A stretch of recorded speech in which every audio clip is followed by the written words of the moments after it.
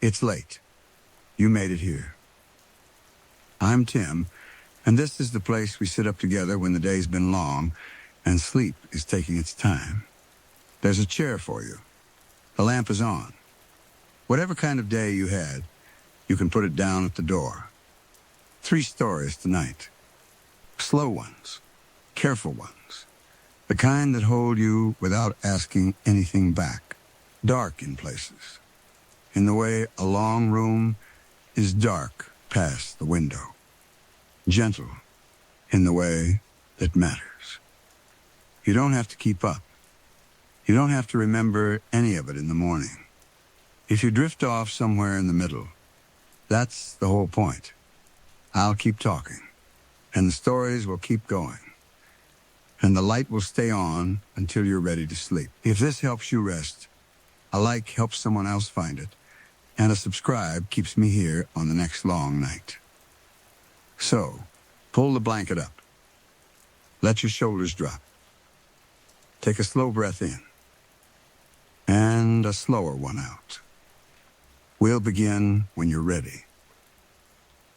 Dr. Ilse Caro had been the deputy medical examiner for the 6th County District of the Northern High Plains for 11 years, and had been the acting chief for the last 3 of them, since Dr. Wexford had retired to the coast in 2022, and the state, over the 34 months since, had not found anybody willing to take the job at what the state was willing to pay for it. She was 54. She lived in a small stone house on the north edge of the town of Alt, which was the county seat of Vercelli County, and the town in which the district's morgue was located. She had lived there since 1998, when she and Thomas had bought the house together in the first summer of their marriage. Thomas had died in the fall of 2021 of an infarct of the anterior wall of the heart at 53, at the kitchen table, on a Wednesday morning in October, before Ilse had come downstairs.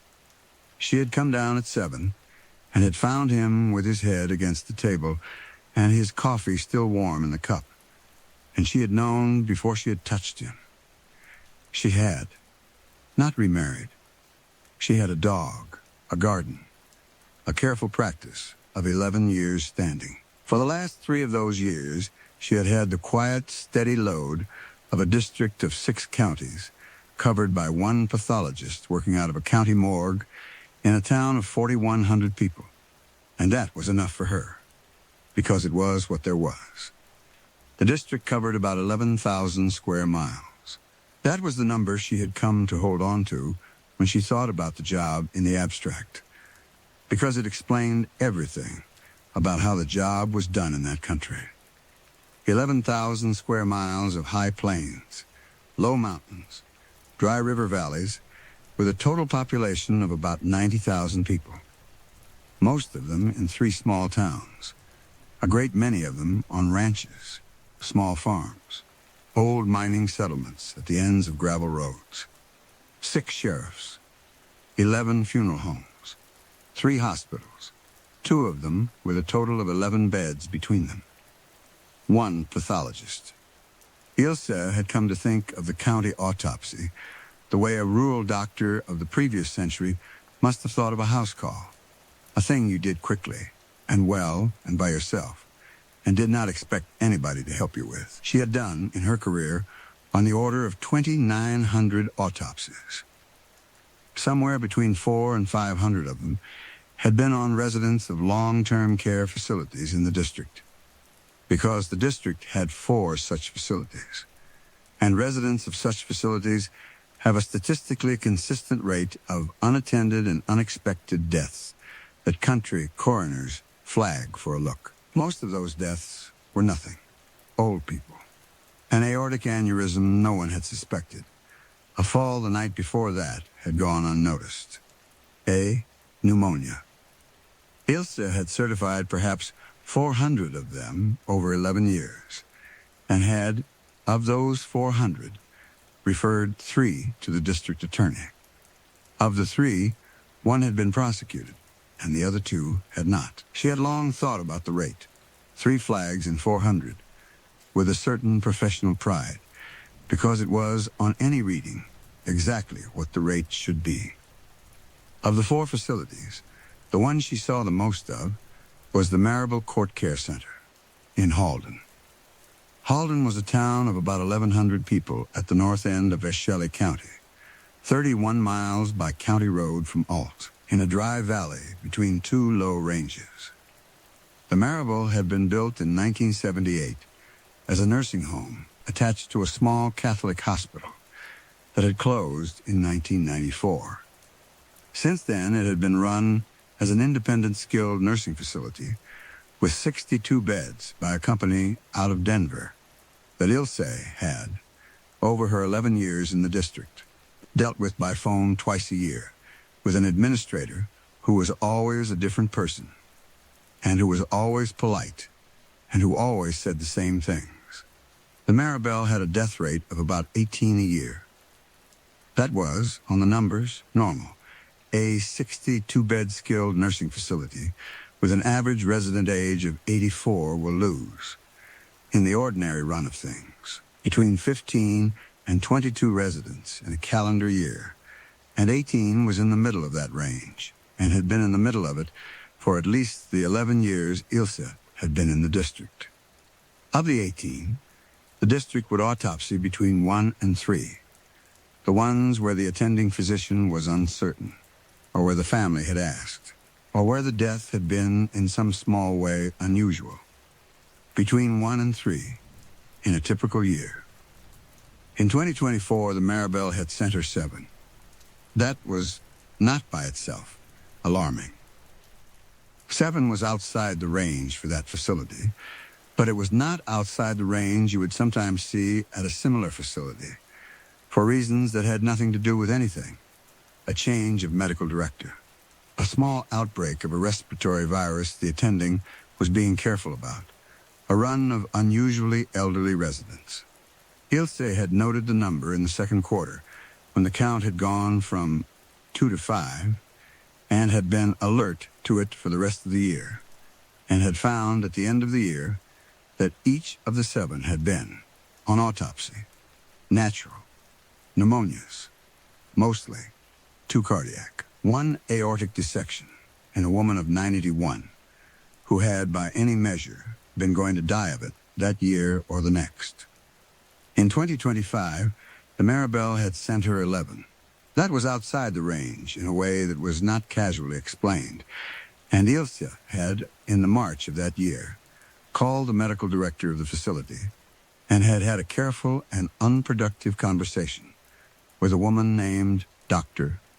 Halvor, who was new and who had been polite, and who had said the usual things about the aging of the resident population and about the respiratory viruses of a hard winter on the plains.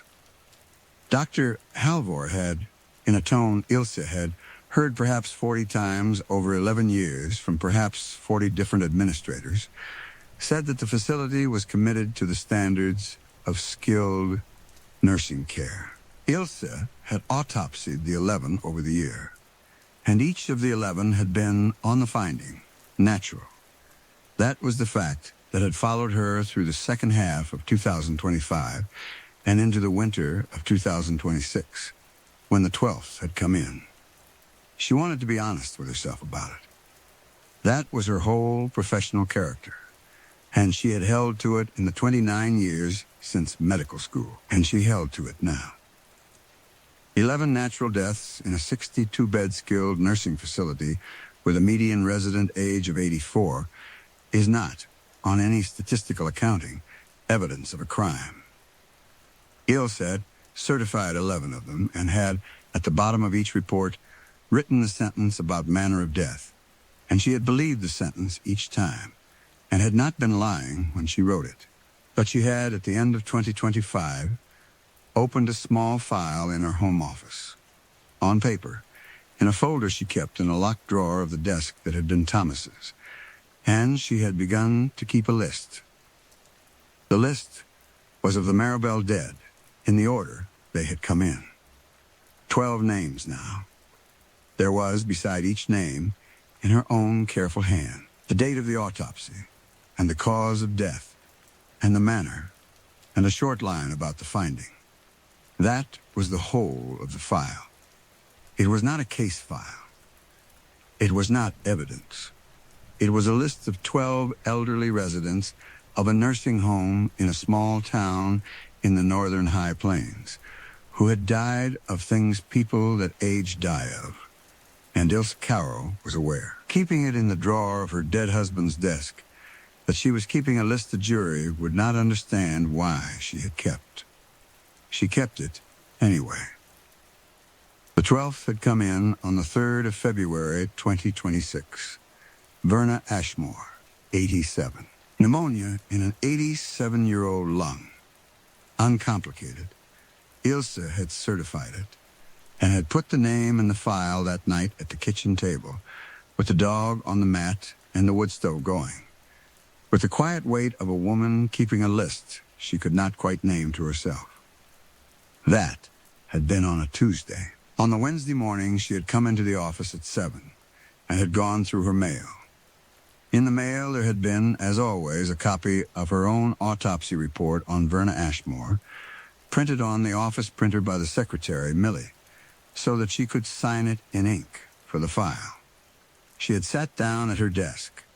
She had put on her reading glasses. She had read the report, and she had understood, halfway down the second page, that she had not written it. She sat with it a long time. She was the last person in the world to jump at a thing like that. She had been reading her own reports for 29 years and had, in that time, developed the calm of a woman who understands that the mind is not, in the way it likes to think, a witness. She had misremembered writing sentences she had written.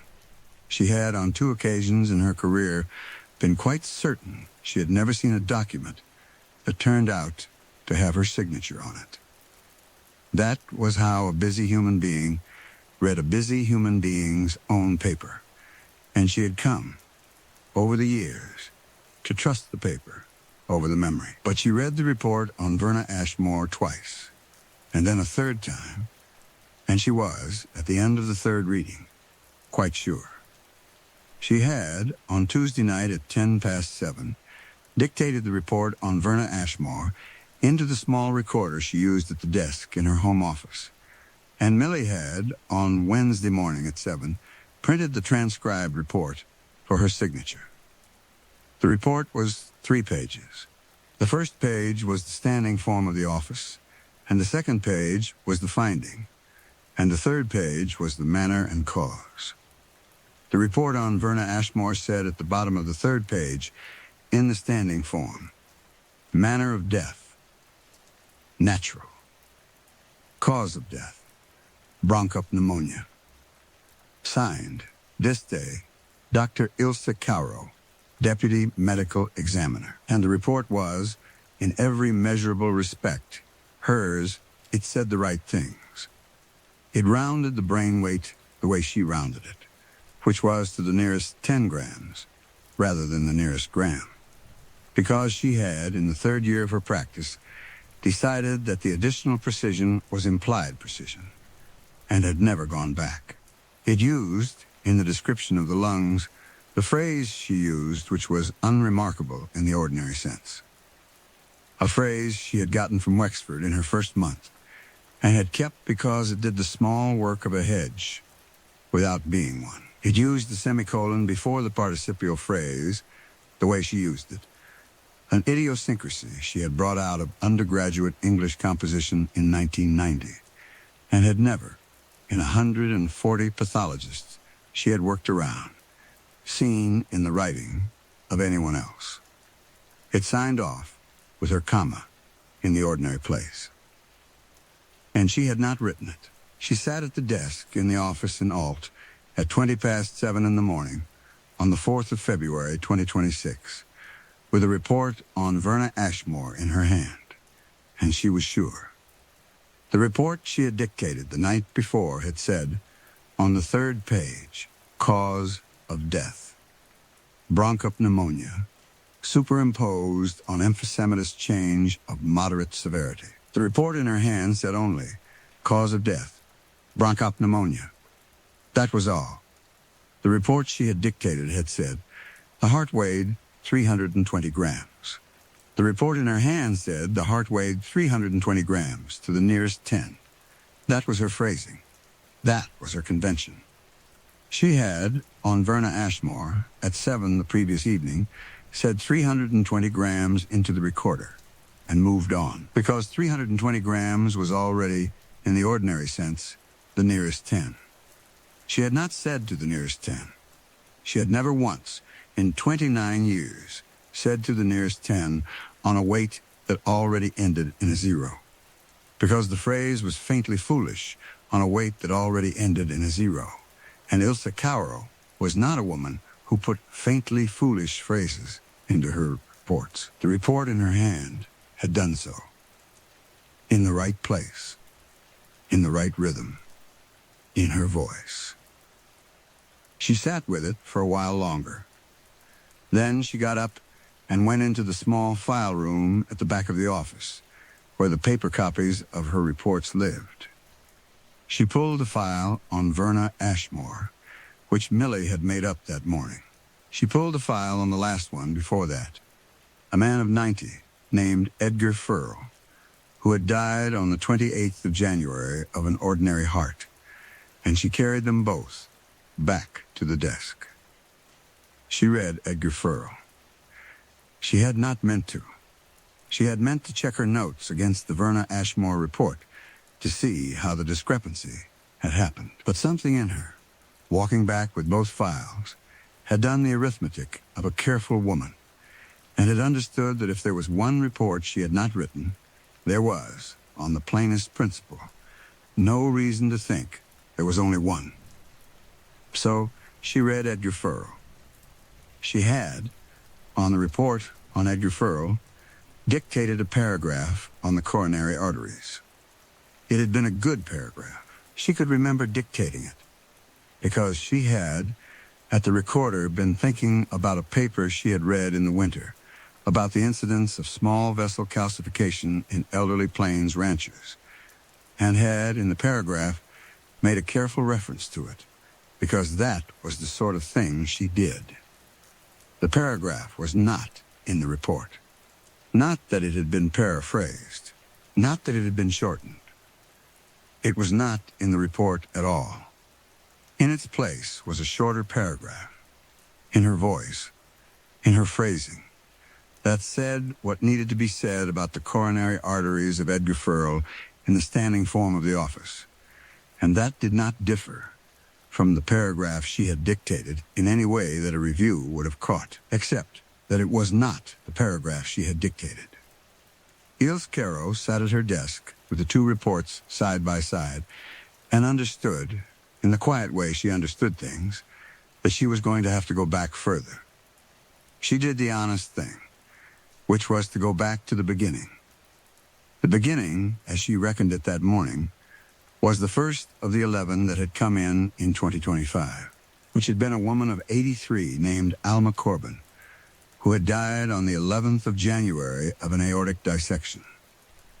Ilse pulled Alma Corbin's file and set it on the desk beside the two others and read it. She read it slowly. She was aware, reading it, that she was doing the thing a doctor in her position is not supposed to do, which is to look at a set of records with a particular result already forming, and she was aware that this was going to make the reading less reliable rather than more. She held to the discipline. She read Alma Corbin, and she read her own dictation notes on Alma Corbin, which she kept in a paper journal on the desk in her home office. Because Ilse had come out of medical school in a class that had been taught by men who had come out of medical school in a class that had, in turn, believed in a paper journal. Alma Corbin's report matched her dictation notes almost exactly. Almost. That was the thing. Almost. There was, at the end of the second page, in the section on the pericardial sac, one phrase. It said, unremarkable in the ordinary sense. Ilse's dictation note said, no gross abnormality. She had, on the 11th of January 2025, dictated no gross abnormality on the pericardial sac of Alma Corbin. The report she was reading said unremarkable in the ordinary sense. That was, of course, a phrase she used. She used it perhaps 20 times a report. It was her phrase. Wexford had given it to her in her first month. It did the small work of a hedge without being one. It was, in every measurable respect, in her voice. But she had not said it. On Alma Corbin. She sat back in the chair.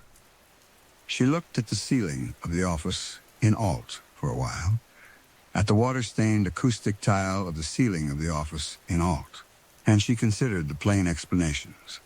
The first was Millie. Millie had been the office secretary since 2016. She was 58, a widow, careful, and she took Ilse's dictation from the tapes and typed it into the office system. And she had, in 9 years, made perhaps 3 transcription errors that Ilse had ever caught. It was possible that Millie had, in the process of typing, made a small, consistent set of changes to Ilse's reports across a year and a month. Except that Millie had not gone to medical school. Millie could not have known where in the pericardial sac paragraph the phrase belonged and where it did not. And Millie certainly could not have, on Verna Ashmore, added to the nearest 10, to a report at a place where the addition was faintly foolish, because Millie would not have known that to the nearest 10 was faintly foolish on a weight ending in a 0, because Millie would not have known that the weight ended in a 0. Millie would have typed 320 and moved on. Millie had, in 9 years, never once tried to improve a report. The second was Ilse herself, that she had, in the last 14 months, undergone some consistent change in her practice, such that she was dictating one thing and writing another. This was a thing that ordinary human minds did in ordinary human ways, especially under load. Ilse Caro was 54. She was running a 6-county district by herself. She had been for 3 years. She had been widowed in the middle of it. The probability that some part of her was, in the small hours, holding an idea of what her reports ought to say, that was drifting off the idea of what her reports did say, was not 0. She held that idea in the mind for perhaps a minute. Then she put it away, not because it was impossible, but because it was ruled out by Verna Ashmore. She had, on the 3rd of February, at 7:10 at night, dictated 320 grams and moved on, and the report in her hand had added to the nearest 10, and Ilse could account, in her own memory, for what she had dictated on the 3rd of February at 7:10, because she had, as a woman keeping her own lists for 6 weeks, been paying particular attention. The third explanation was the office system. That was the one that ought to have been the easy one, and Ilse thought about it now for perhaps 4 minutes, because it was the plainest one. The office ran, since 2019, on a small commercial forensic pathology software package sold by a company in Illinois to about 111 small county offices around the country. The package had a template feature, and the template feature could be misconfigured. A template could insert, at a set place in the report, a set phrase, and the phrase would appear on every report in every case that used the template, and Millie would not notice, because Millie did not read the reports. She typed them, and Ilse would not notice, because Ilse read the reports for the medical findings, not for the boilerplate. That was possible. That was the sensible explanation, and Ilse held to it, and reached for the phone to call Warren Kesry, who was the man at the company in Illinois who handled her account. Then she stopped, because it did not account for Edgar Furrow. The Edgar Furrow discrepancy was not a phrase inserted at a template point. It was a paragraph on the coronary arteries, of some length, in which the substantive medical content of Ilse's dictation had been replaced by substantively different medical content, in her voice, in her phrasing, that reached the same overall conclusion. A template did not do that. A template did not read a paragraph and rewrite it. A template put boilerplate where boilerplate went. She sat at the desk for a long time. Then she got up. She went to the file room. She pulled the other 9 reports of the 11 from Maribel in 2025. She carried them all back to the desk, stacked them beside her dictation journal, and began to read. She read all 11 that morning. It took her until about 1 in the afternoon. Millie brought her a sandwich at 11, and she ate it standing at the desk, and did not stop. 9 of the 11 had discrepancies of the small kind. A phrase inserted. A paragraph tightened. A sentence about the rounding of a weight added at exactly the place she would have added one. In one case, a whole paragraph on the kidneys of an 89-year-old woman rewritten from 4 sentences to 3, with the 3rd sentence saying, in the standing form of the office.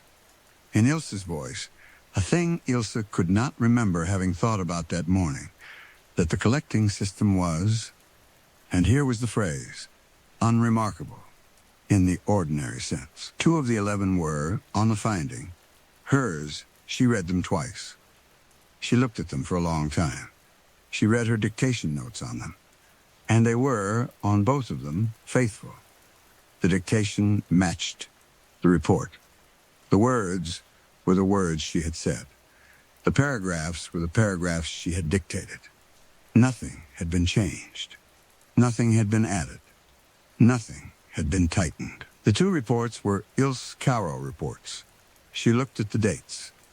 The 2 that were hers were the 3rd and the 7th of the 11, on the 17th of March and the 12th of July, 2025, on a Mr. Enos Weil and a Mrs. Louise Byrne. Nothing about the dates was remarkable. Nothing about the fact that 2 of the 11 were her own was remarkable. Ilse sat at the desk at 1:10 in the afternoon and looked at the small pile of reports in front of her and understood that the plain explanations were exhausted. She did not, that afternoon, call Warren Kesry. She wanted to be honest about the reason. It was not that she thought Warren Kesry could not have helped her, or that she thought the software company had done anything wrong.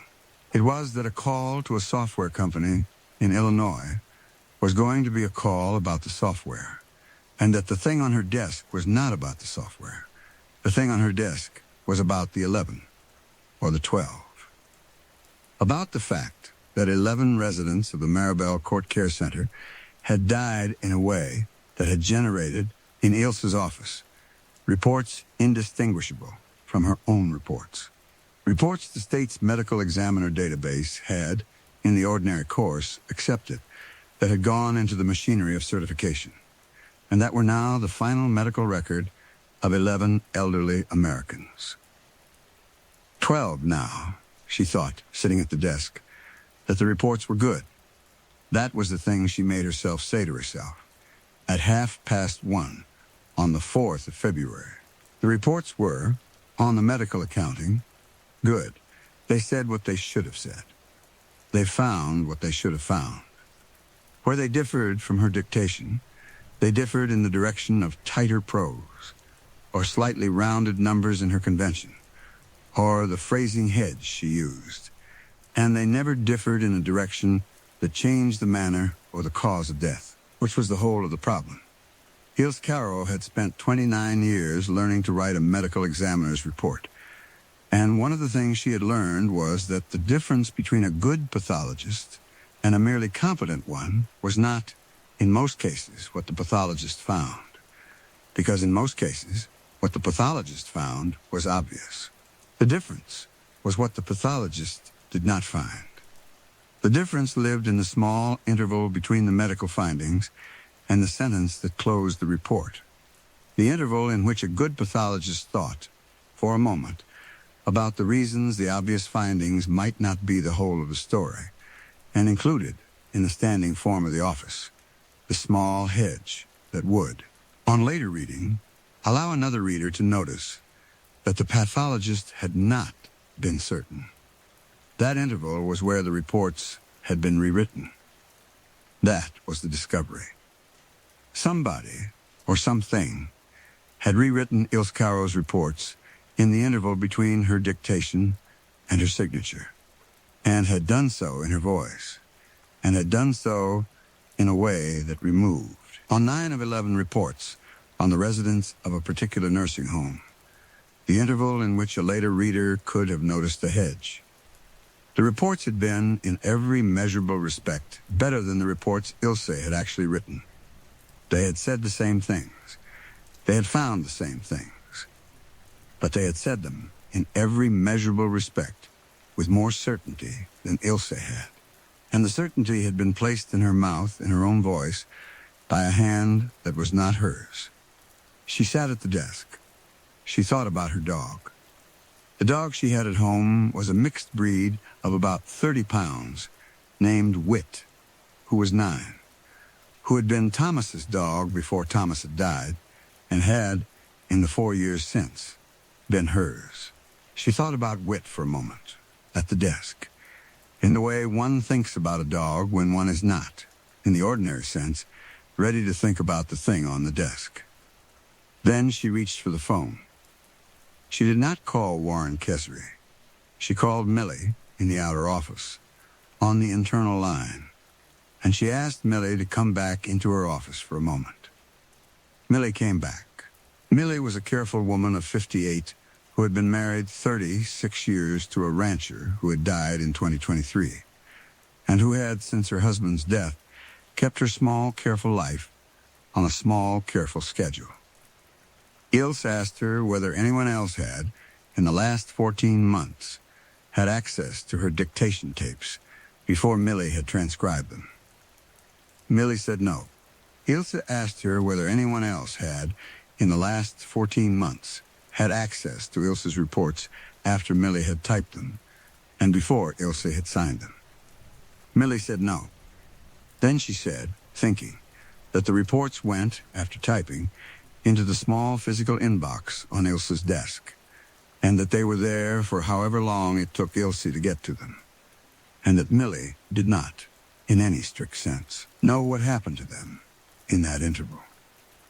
Ilse asked her whether the office was locked at night. Millie said the front door was locked at night. The file room was locked at night. Ilse's office was not locked at night, because Ilse's office was inside the front door, and Ilse had never asked Millie to lock it. Ilse asked her whether anyone had, in the last 14 months, had a key to the front door of the office who was not supposed to. Millie thought. Then Millie said, in the careful way of a careful woman remembering, that in the fall of 2024, in the way of a small county office, there had been a small problem with the heating system. A man had come out from a company in Longview, which was the small city about 130 miles south. He had, over the course of 3 days in October, worked on the small problem with the heating system. At the end of the 3 days, he had given Millie back the key she had lent him at the beginning of the 3 days. He had been polite. He had not, so far as Millie could recall, given her any particular impression. Ilse asked her the name of the company. Millie said the name of the company. It was Highline Mechanical, of Longview. Ilse thanked her. Millie went out and closed the door. Ilse sat at the desk for perhaps 4 minutes. Then she called Highline Mechanical of Longview. The woman who answered was polite. Ilse asked her whether Highline Mechanical had, in October of 2024, sent a man to work on the heating system at the district medical examiner's office in Alt, and the woman said she would look. Ilse could hear, over the phone, the small sound of a woman looking through a database on a computer for a record. The woman came back on. She said that Highline Mechanical had no record of any work at the district medical examiner's office in Alt in October of 2024, or in any other month of any other year, and that Highline Mechanical did not, as a rule, take work in Vercelli County, because Vercelli County was outside their service area. Ilse thanked her. She hung up the phone. She sat at the desk for a long time. She drove to Halden the next morning. It was a Thursday. The weather over the plains that week had gone, as it does in early February on the plains, from clear cold to a low, even overcast that carried, at the horizon, the ordinary threat of a small, dry snow that might or might not arrive.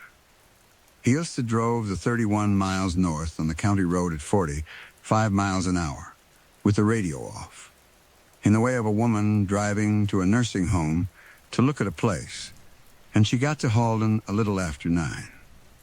The Marable Court Care Center sat on the north edge of Halden, on a small rise, in a landscape grounds of about 11 acres.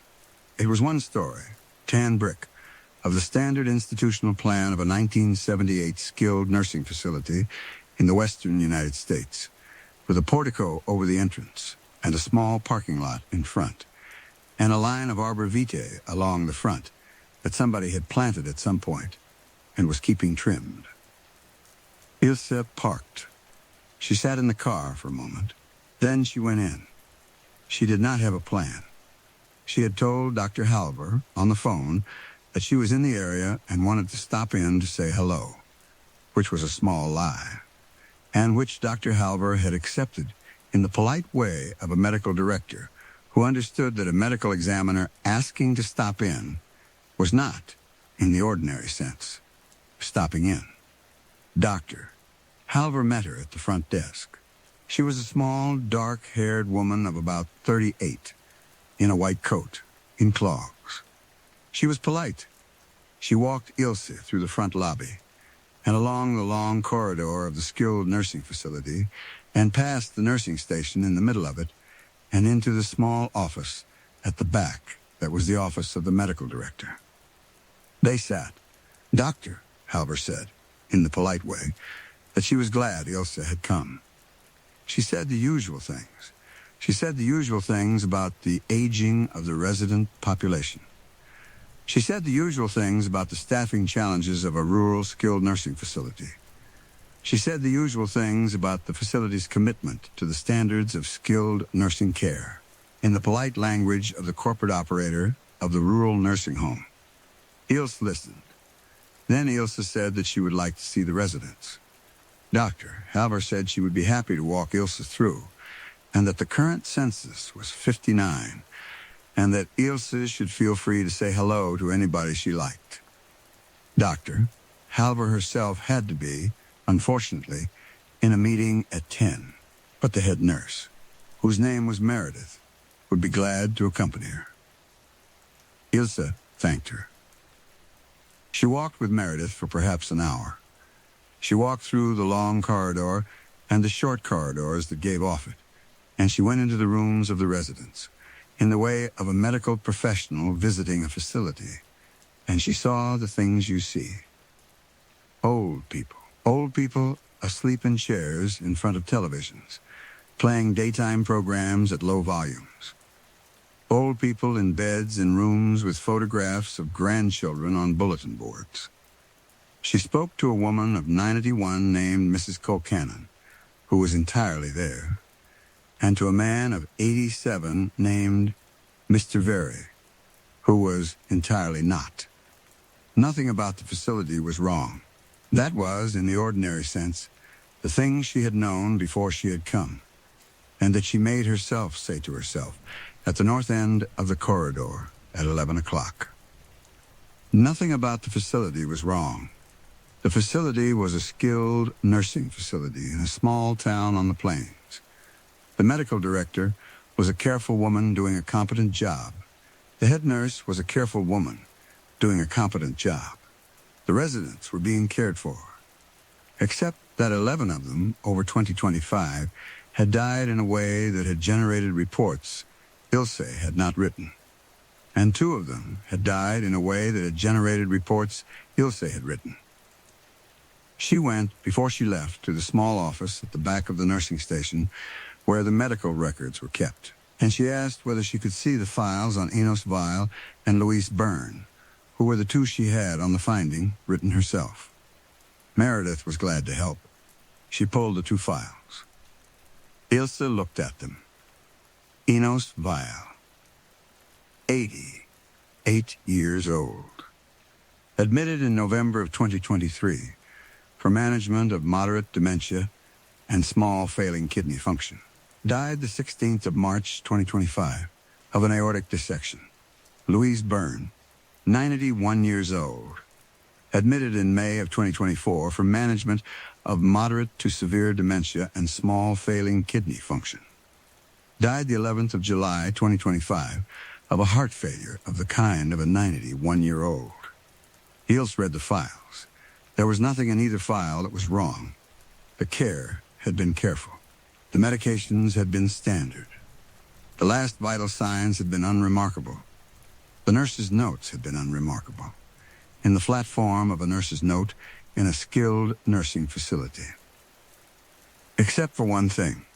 At the top of the front sheet of each of the two files, in the small box that recorded the primary attending physician of record, in the handwriting of the nursing home clerk in the form of 1978, in the same clerk's hand in both files, there was written, in place of the name of the attending, the phrase, "See Dr. C." There was no Dr. C at the Maribel. Ilse looked at Meredith. She said, "Who's Dr. C?" Meredith looked at the sheet. She looked at it in the way of an experienced nurse looking at an administrative anomaly on the front sheet of a resident's file. She said, "I don't know. That shouldn't be there. That should be Dr. Halber. Or before Dr. Halber, it should have been Dr. Bream. And before Dr. Bream, it should have been Dr. Isles. But we've had those three." Ilse said, "Not a Dr. C." Meredith said, "I've been here 9 years, doctor. There's never been a Dr. C, not on staff, not as a consultant, not anywhere in this building. I don't know why that's on there." She looked at Ilse in the careful way of a woman who had, in 9 years of nursing at the Maribel, learned that the careful thing was not to speculate. She said, "I could ask records." Ilse said that she should not ask records, and that she would look into it herself. She left the file on the desk. She thanked Meredith. She walked back down the long corridor and out through the front lobby, past the line of arbor vitae, and got into her car. She sat in the car in the parking lot of the skilled nursing facility on the edge of Halden at 12:10, thinking, Dr. C. She had, on the drive back down to Alt, understood who Dr. C was. She had understood in the quiet way she had of understanding a thing that had been waiting for her for some time and had been kept somewhere in the back of the mind, and that had, at the north edge of Halden at 12:10 on the 5th of February, come forward. Dr. C was Dr. Caro, not Dr. Halber, not Dr. Bream, not Dr. Isles. Doc Caro. She was the only Dr. C in the district. She was, in fact, the only Dr. C the district had had in the 11 years she had been in it. And somebody, or something, at the Maribel Court Care Center had, in the handwriting of the clerk of a skilled nursing facility, written her name, or an abbreviation of her name, at the top of the front sheet of the two residents who had died in 2025 in a way that had generated reports Ilse had written herself.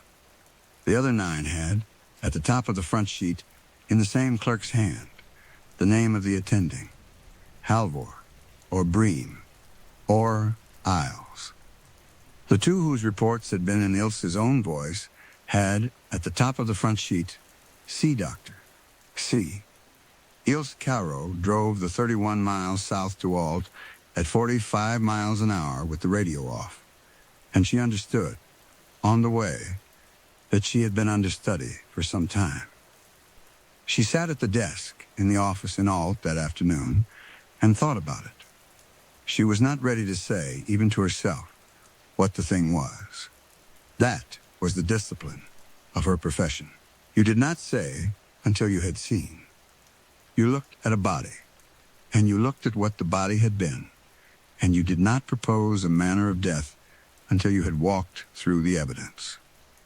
She looked at the evidence. The evidence was that Ilse Caro had, in the last 14 months, written 11 reports on 11 residents of the Maribel Court Care Center that were, in every measurable respect, indistinguishable from Ilse Caro reports, and were, in the strict factual sense, not written by Ilse Caro.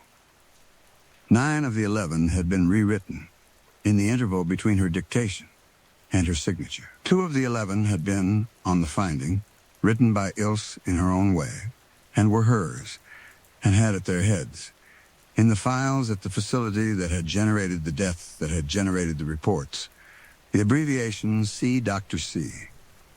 The abbreviation was an abbreviation of Ilse's name. The abbreviation was in the handwriting of the clerk of the skilled nursing facility in the form of 1978, at the top of the front sheet, in the box that recorded the attending physician, which meant that on 2 occasions in 2025, somebody at the Maribel Court Care Center had recorded that the attending physician of an elderly resident who had, over some months, been under his or her care was Ilse Caro. Ilse Caro had never been in the Maribel Court Care Center in her life before the 5th of February, 2026. She had never met Enos Vale. She had never met Louise Byrne. She had, on Enos Vale and Louise Byrne, done the autopsy at the morgue on bodies that had come in the standard way from the facility with the standard paperwork. And she had written the reports, and she had not thought about the 2 of them since the moment she had signed off. And on those 2, and only on those 2, the reports were hers. She thought about this at the desk for a long time. She thought about it in the quiet way. She thought about the machinery of the skilled nursing facility, in which the attending physician of a resident is the physician of record for that resident's care, and in which the attending physician has, over the months of the resident's stay, a series of encounters with the resident, in the ordinary sense of the phrase, under his or her care. She thought about the 11 and the 12. 9 of them had been under Halver, or Bream, or Isles. And of those 9, all 9 had generated, in Ilse's office, reports that had been, in the interval between dictation and signature, corrected. 2 of them had been on the paperwork under Ilse. And of the 2, both had generated reports that were, on the finding, hers, uncorrected, faithful. Ilse Caro reports of the ordinary kind, in her voice, with her phrasing, with her hedges, done in the careful way of a careful woman of 29 years' practice. She thought about it in the quiet way. Then she stood up. She went to the window. She looked out at the parking lot of the office in Alt, at the gray of the February afternoon on the plains. And she said, in the quiet way, to nobody in particular, "You've been practicing." The words came out in the voice of a woman speaking to a room, and she did not mean them to be words she said out loud, but they came out anyway, in the way a small, quiet thing sometimes comes out of a person alone in a room. Ilse Caro stood at the window of the office in Alt at 3:10 on the February afternoon, and heard herself say them, and understood, hearing them, that she had said the thing that was true. Somebody, or something at the Maribel Court Care Center had, over some period of months, on some number of the residents, been practicing writing Ilse Caro's reports. 9 of the practice attempts had been, on the finding, close enough that the state had accepted them. 2 of them had been close enough that a report Ilse had written herself was indistinguishable from a report the thing at the Maribel had written for her. Or, possibly, Ilse thought, standing at the window, of a report the thing at the Maribel had written and had then encouraged her to sign, in a way she had not, in the ordinary sense, noticed. She thought about that for a while. Then she went back to the desk, and she opened the drawer, and she took out the small paper file, and she added at the top a new column. The column was headed, in her careful hand, Mine. She went down the list of 12. Beside 11 of them, she wrote, Not sure. Beside Enos Weil and Louise Byrne, she wrote, Yes. Then she stopped. She looked at the column for a while, and then she reached up, and beside Enos Weil and Louise Byrne, she crossed out the yes, and she wrote, Probably. She sat at the desk for a long time. She was a very careful woman. She did the standard things. She called Warren Kessery at the software company in Illinois and asked him to run an audit of the office system. And he did, over the next 11 days. And he found nothing. The system had not been accessed by any user other than Ilse and Millie in the last 14 months. No template had been changed. No configuration file had been altered. No record had been edited after signature. The system was doing what it had been sold to do. She called the state medical examiner's office in the capital and asked to speak with the district liaison. She said she had a concern about 11 reports on residents of a facility in her district, and that she would like to have them flagged for a review at the state level. The liaison was polite. He said the usual things. He said the usual things about the process for the flagging of reports for review, and he said that the process would, in the ordinary course, take between 6 and 11 months. Ilse thanked him. She called the sheriff of Vercelli County, whom she had worked with for 11 years. His name was Sheriff Doran. She went in one afternoon, sat with him in his office, and told him what she had, up to that point, told nobody. Sheriff Doran listened in the way of a careful sheriff of a small county listening to a careful medical examiner in whom he had, over 11 years, come to have the quiet confidence of a man in his profession. Sheriff Doran said at the end of it, Ilse, he said, I hear you. I do. But you've told me 11 old people died of natural causes at a nursing home. And your reports say they died of natural causes, and the state has accepted your reports. He said, there isn't anything for me to do. He said, if you want me to send a car up to Halden, I'll send a car up to Halden. If you want me to have a talk with Halver, I'll have a talk with Halver. But I can't open a case on 11 natural deaths that have been certified natural by the district medical examiner. Even if the district medical examiner is telling me now, in this office, in confidence, that she isn't sure she wrote all of the reports. He said, do you want me to open a case on the reports? Because that's a different case. And I have to tell you now that it's not going to be a case you want opened. Ilse understood.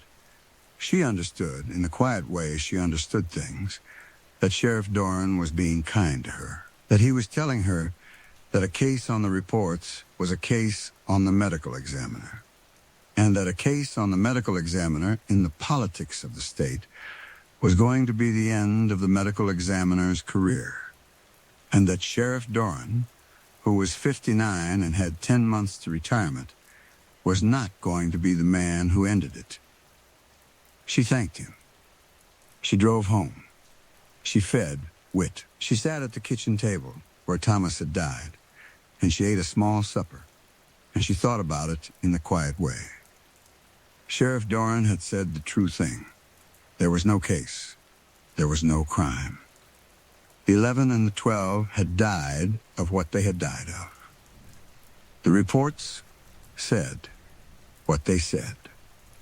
The state had accepted them. Ilse Caro had done her job, and had done it correctly, and the fact that some part of the reports had been, in the interval between her dictation and her signature, adjusted, was a thing that Ilse Carroll could hold in the quiet way at her own kitchen table, but could not take to a court. There was nothing to do. Except one thing. She thought about it, over supper. And she thought about it later that night at the desk in the home office. And she thought about it in the morning, in the way of a woman who had, in her practice, learned to think about a thing overnight. The one thing she could do was keep the list, not the list of the 12, the other list. The list she started that night. She got out a small, hard-covered notebook that had been Thomas's, that had been on the shelf in the home office for 4 years, and she opened it to the first page, and she wrote in her careful hand at the top, sentences. Under that, in the careful hand, she began to write. She wrote every sentence in her reports that she was sure was hers. Every phrase, every idiom, every hedge. The way she rounded a brain weight to the nearest 10 grams. The way she used the semicolon before a participial phrase. The way she said unremarkable in the ordinary sense, instead of no gross abnormality. The way she said the collecting system is patent, instead of the collecting system is unremarkable. The careful list of the careful ways in which an Ilse Carroll report was an Ilse Carroll report and not just a pathology report of the standard kind. She wrote for perhaps 2 hours the first night. She had, at the end of the 2 hours, about 91 items on the list. She kept it from that night in the careful way. She added to it at night when she thought of a new item. She checked her reports against it before she signed them, one item at a time, going down the list at the kitchen table with the report in one hand and the notebook in the other.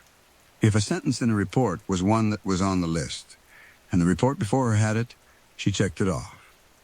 If the report before her had a sentence on the list that she did not remember writing, she did not sign the report. She rewrote it.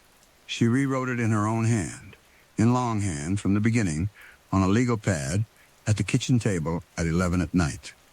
She gave the rewritten report to Millie in the morning to retype. She watched, when it came back, whether it was the report she had rewritten. Mostly it was. Sometimes it was not. And then she rewrote it again. It slowed her down. It slowed her down considerably. In a normal year of the practice of the district medical examiner, she signed, on average, 400 reports. In 2026, she signed 281. The state noticed. The liaison called. He was polite. He said the usual things about the rate of the work and about the need for the rate. Ilse said the usual things. She said she was 54, that she was working alone, that she had been widowed, that the load was what it was. The liaison accepted the usual things. He said the state was looking for another pathologist to bring in. They were not. Ilse kept the list. She added to it. She checked her reports against it. She sat at the kitchen table at 10, at 11, at midnight, at 1 in the morning. On the long nights, with the notebook open, the pad of legal paper, the pen, she went down the list of sentences in the careful way of a careful woman. She signed the reports she was sure of. She rewrote the reports she was not. The list, over the year, got shorter. That was the thing she came to understand. The lists of sentences she was sure were hers got shorter over the year, and not longer, because every month, in the going, she came across a sentence that was on the list, in a report that she was not certain she had, in fact, written, and in the careful way, at the kitchen table at 11 at night, with the pen, she crossed the sentence off. By the end of the year, the list had 81 items, then 74, then 61. By the end of 2026, the list had 44 items. By the end of 2027, the list had 31 items. Ilse Carroll was 56 by then. She had gone gray in the last 2 years, in a way she had not in the previous 54. She had gone thin, in the way of a woman who had, at 56, been carrying a quiet weight at the kitchen table at 11 at night for a period of years. She had kept working. She had kept the practice. She had kept the list. The Marable Court Care Center had continued to operate. It had, over 2026 and 2027, had a death rate of about 18 a year. Ilse had autopsied, on average, 2 of them a year, which was the normal rate for a skilled nursing facility of that size in her district. The reports she had written on the autopsies had been, on the finding, careful. They had been hers. That was, at least, what she wrote at the top of the list, in her careful hand, on the night of the week, when she was most sure. Yes, they had been hers. She would sit at the kitchen table with the notebook open in front of her and would look at the item at the top and would think about it, in the quiet way, for a long time, and would think about the probability that a woman keeping a list of sentences at a kitchen table at 11 at night for a period of years, in a small stone house on the north edge of a small town on the plains, was keeping the list well. She thought about it. She kept keeping it.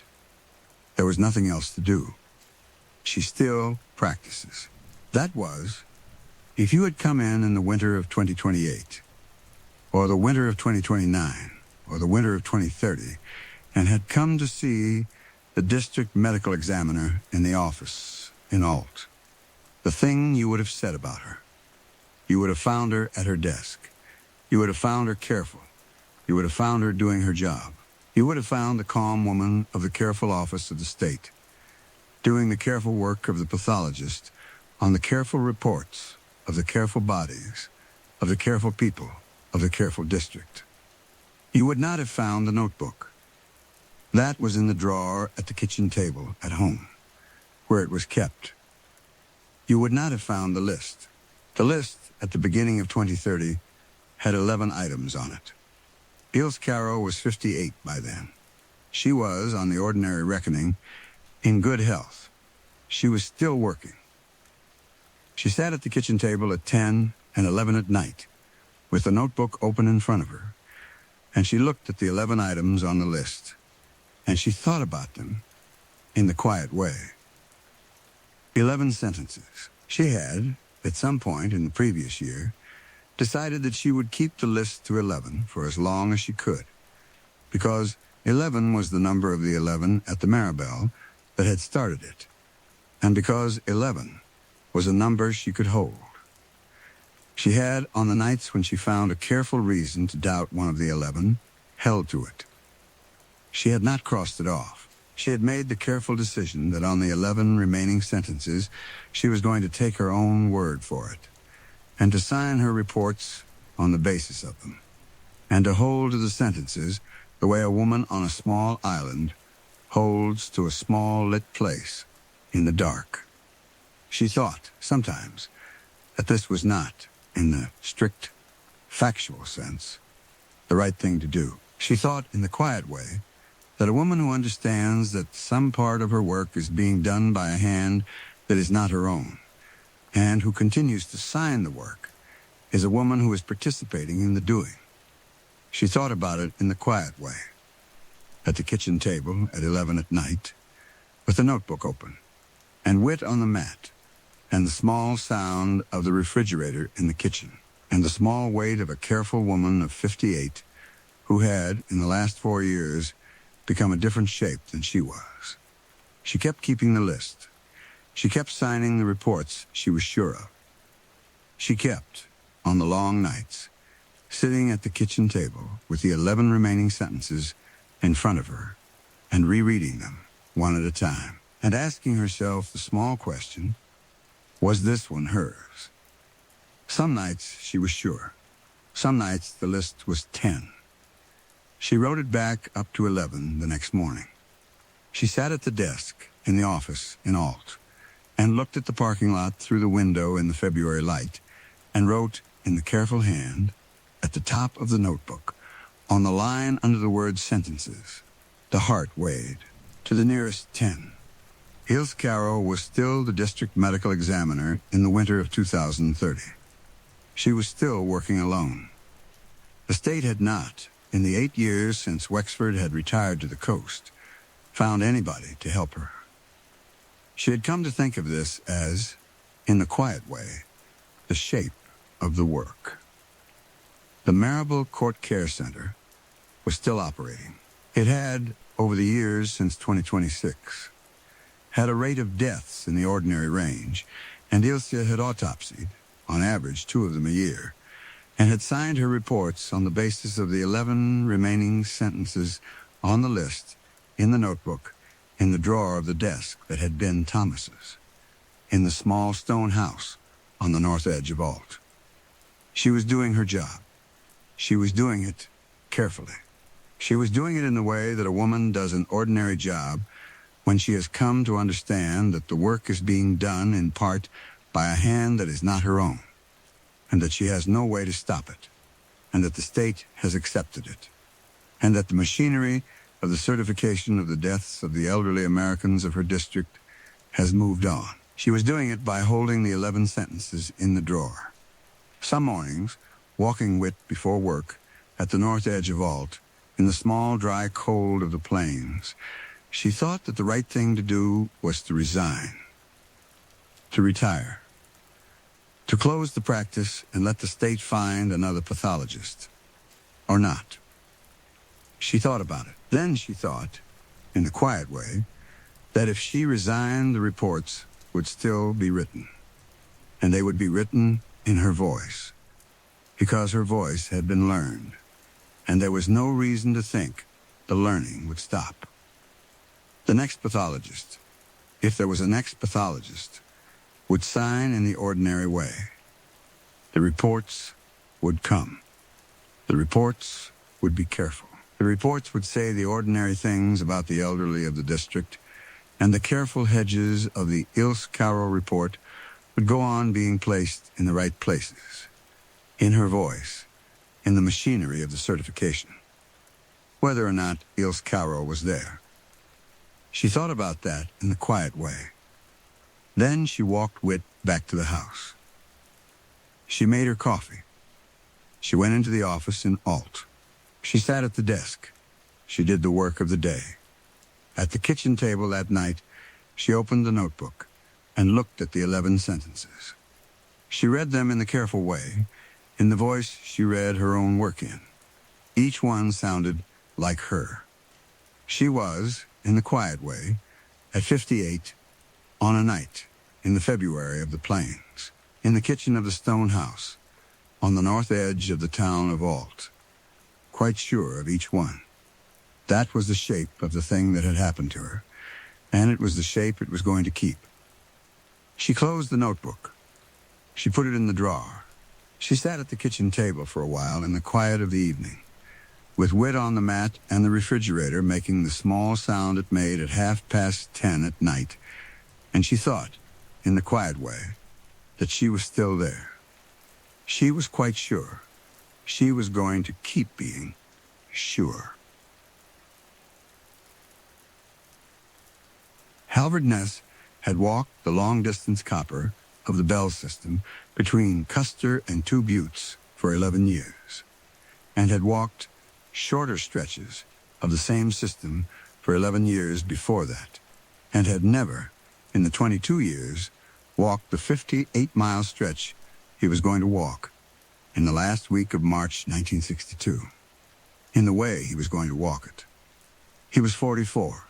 He lived in a small clapboard house on the west edge of the town of Custer, in Powder County, in the eastern part of the state, with a woman named Iona, who was his wife of 19 years, and with 2 boys of 11 and 14, who slept in the small upstairs room over the kitchen.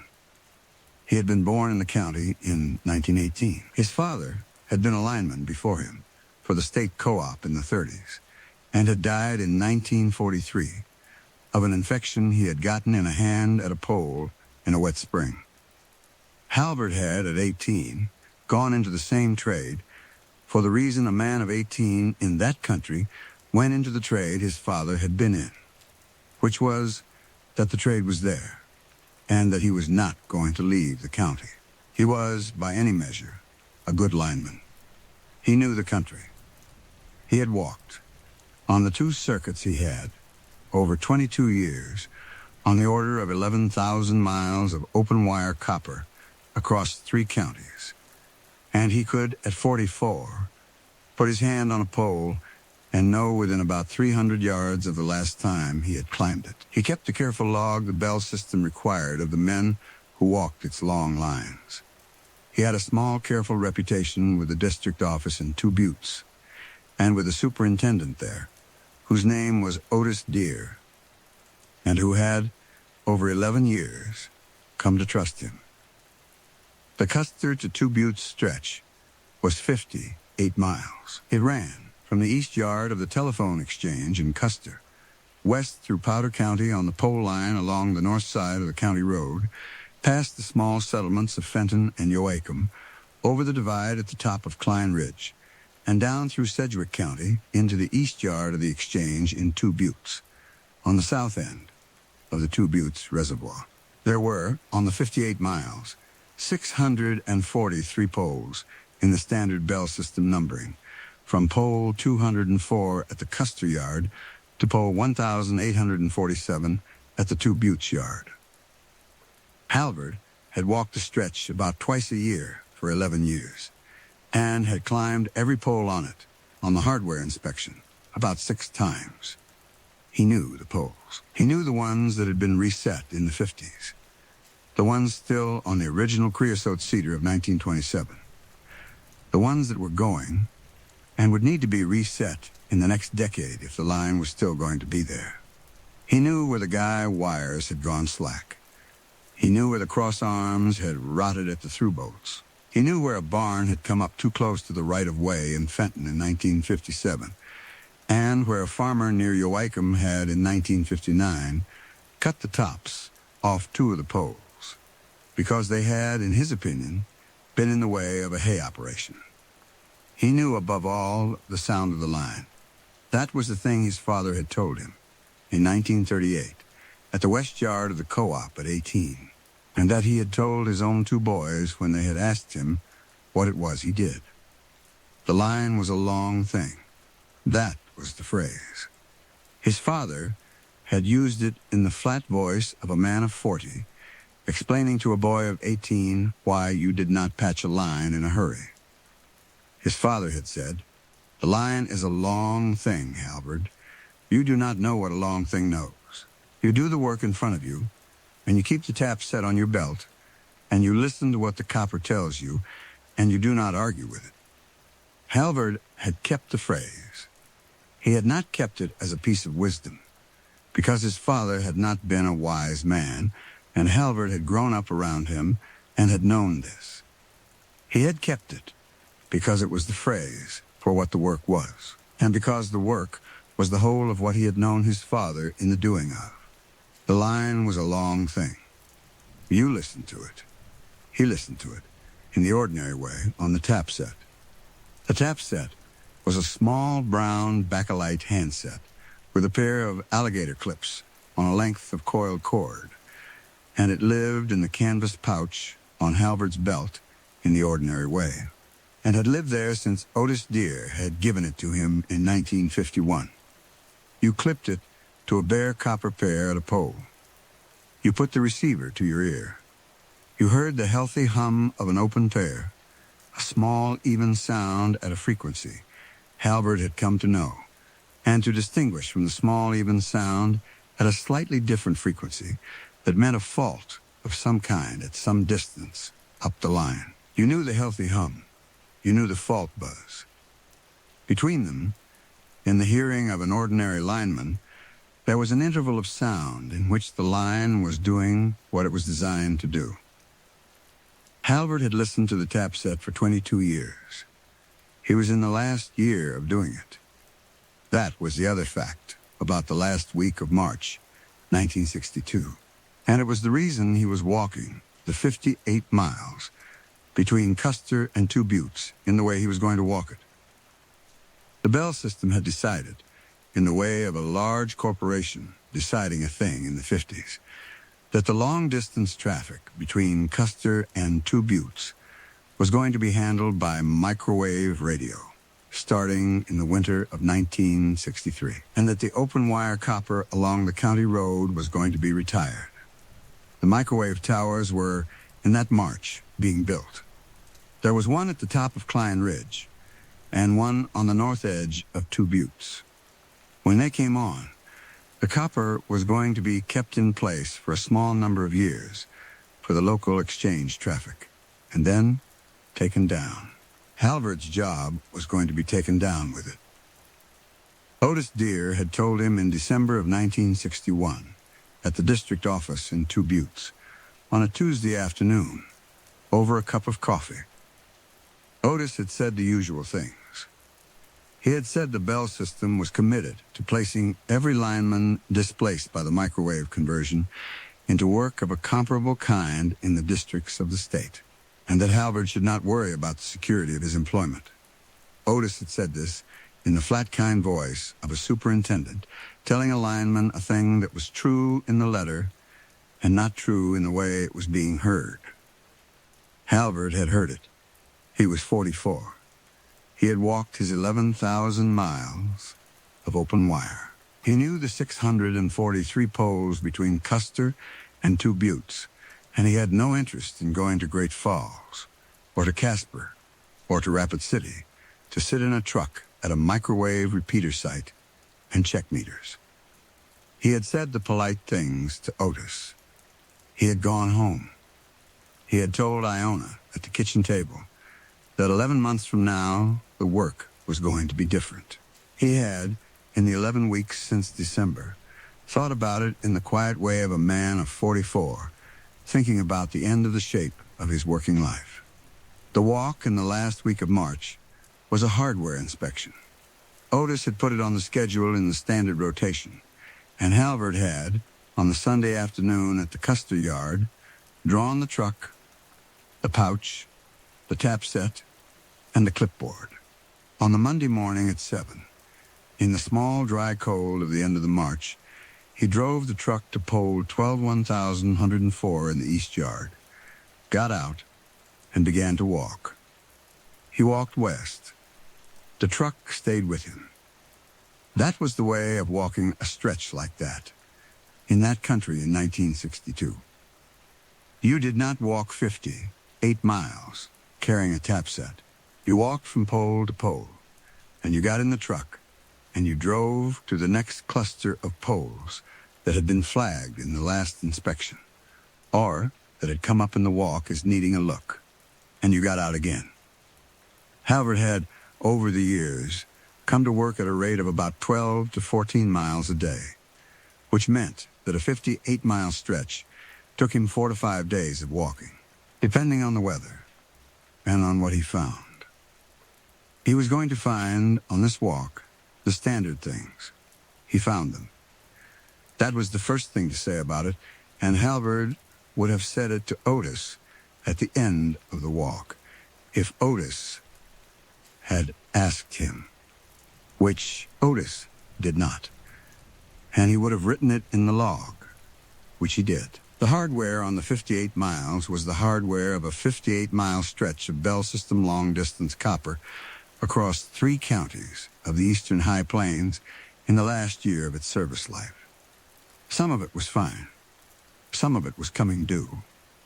A cross-arm at pole 1,271 had rotted at the north through bolt and was going to need to be replaced in the summer, if the line was still going to be up in the summer. A guy wire at pole 1,347 had gone slack in the way of a guy wire in a wet fall, and Halvard tightened it with a turn of the bolt. Pole 1,411 was going. It had, at the base, the small, dark stain of a creosote cedar that had taken water for 30 years, and Halvard sounded it with a hammer, and could feel the small hollow give at the point of the decay, and he wrote in the log at pole 1,411, reset by summer 1963. He was doing his job. He did it Monday. He drove home to Custer at 6:10, had his supper with Iona and the boys, slept in his own bed, got up at 6, and drove out to pole 1,338 at 7 on the Tuesday morning, and walked. He got to Fenton, which was between poles 1,412 and 1,463 at about 11 o'clock Tuesday morning. Fenton was a small settlement of about 90 people around a grain elevator and a cafe called Ada's that served an ordinary breakfast and an ordinary lunch. Halvard had eaten there, on the Tuesdays, for about 11 years. He went in. He sat at the counter. He had the lunch of the place, which was a bowl of chicken soup and a sandwich of cold beef on white bread and a cup of coffee, and he read the local paper, which was the Fenton Herald, and which came out on Wednesdays, and which Ada always had a stack of on the counter that was 1 week old on the Tuesday. He read the Herald. He read, on the 3rd page, in the column Ada wrote herself, an ordinary paragraph about a family in Fenton who had had a death in it. It was a paragraph about a man named Merrick Valls, who had been the assistant elevator man in Fenton in the 50s, and who had died on the Sunday at 71, at his home on the west end of the settlement, of a heart. Halvard had known Merrick Valls in the way a lineman knows an assistant elevator man in a small settlement in his territory, over 11 years.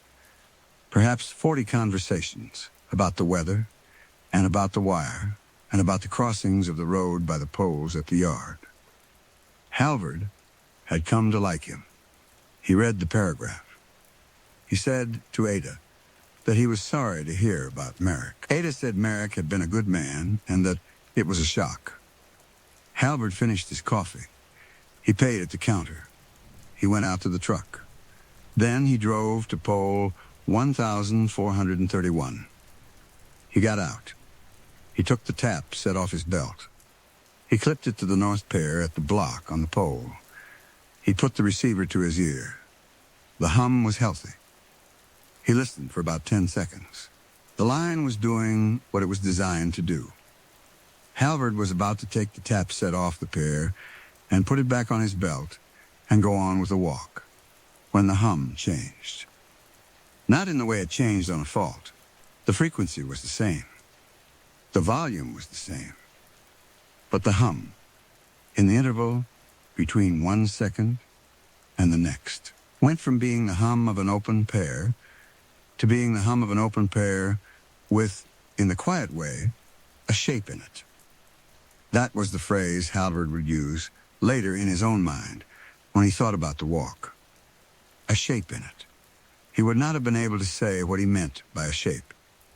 He would only have been able to say that the hum on the north pair at pole 1,431 on the Tuesday afternoon in Fenton went from being an ordinary sound to being a sound with a shape.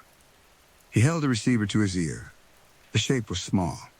He listened for perhaps 11 seconds, in the way of a lineman listening for a fault. It was not a fault. It was not the small, even sound at the slightly different frequency that meant a fault. It was the healthy hum with a small second sound inside it, at a lower level. That was not a hum, and not a buzz, and not any of the sounds of any of the faults he had heard in 22 years. It was a voice. Not clearly, not with words, not with any of the shapes of a voice on a party line, or on a crossed pair, or on any of the small crossings that a lineman would, on a Tuesday, come across and note in the log. It was a voice at the very edge of the hearing, at the very bottom of the hum, in the interval below the healthy sound of the healthy pair, and it was saying something to somebody at some rate that was not the rate of a phone call.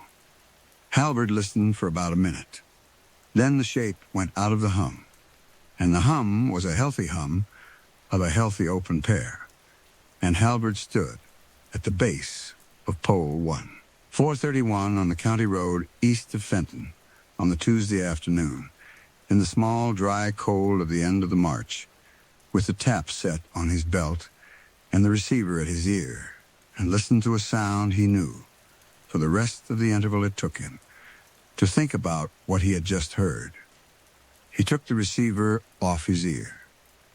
He looked at the tap set. He looked at the pair. He looked up and down the road, at the line of poles running west along the north side of the road toward Uwicum, and he did what a lineman would do, which was clip the tap set back onto the pair and put it to his ear again. The hum was healthy. He held it there for perhaps 3 minutes. He heard, in the 3 minutes, nothing but the healthy hum of a healthy open pair. He took the tap set off the pier, put it in his pouch, unclipped his belt, and wrote in the log at pole 1431, in the careful hand of a careful lineman, momentary induction, north pair, source unclear, no action. He drove to pole 1432. He got out. He walked to pole 1437. He was going on with a walk.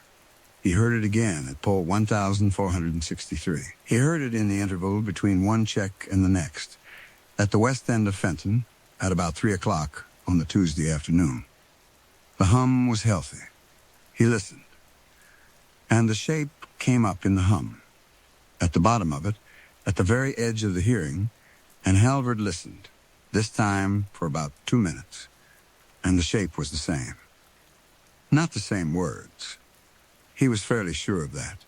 Halvard was not a man to overclaim what a receiver had given him, and he made himself go over it, standing at the base of pole 1463 with the receiver at his ear. And he was fairly sure that the shape was not exactly what he had heard at pole 1431. It was the same voice. It was the same rate.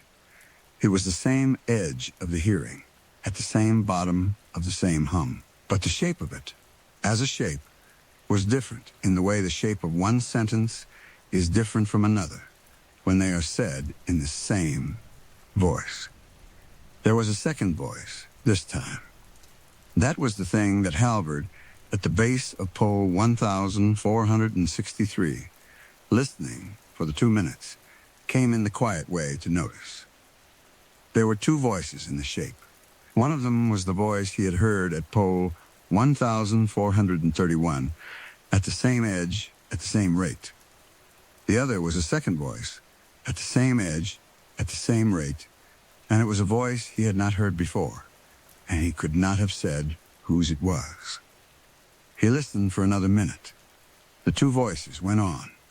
He could not make out any of the words. He could tell that there was a rhythm to the exchange, that the first voice said something at some rate and stopped, and the second voice said something and stopped, and the first voice said something. He could not tell which was talking to which. The shape went out of the hum. Halvard stood at pole 1463 in the small, dry cold of the Tuesday afternoon, in the way of a lineman standing at a pole with a receiver at his ear. He thought. He was a careful man, and he ran the plain explanations. The first was that he was hearing a party line.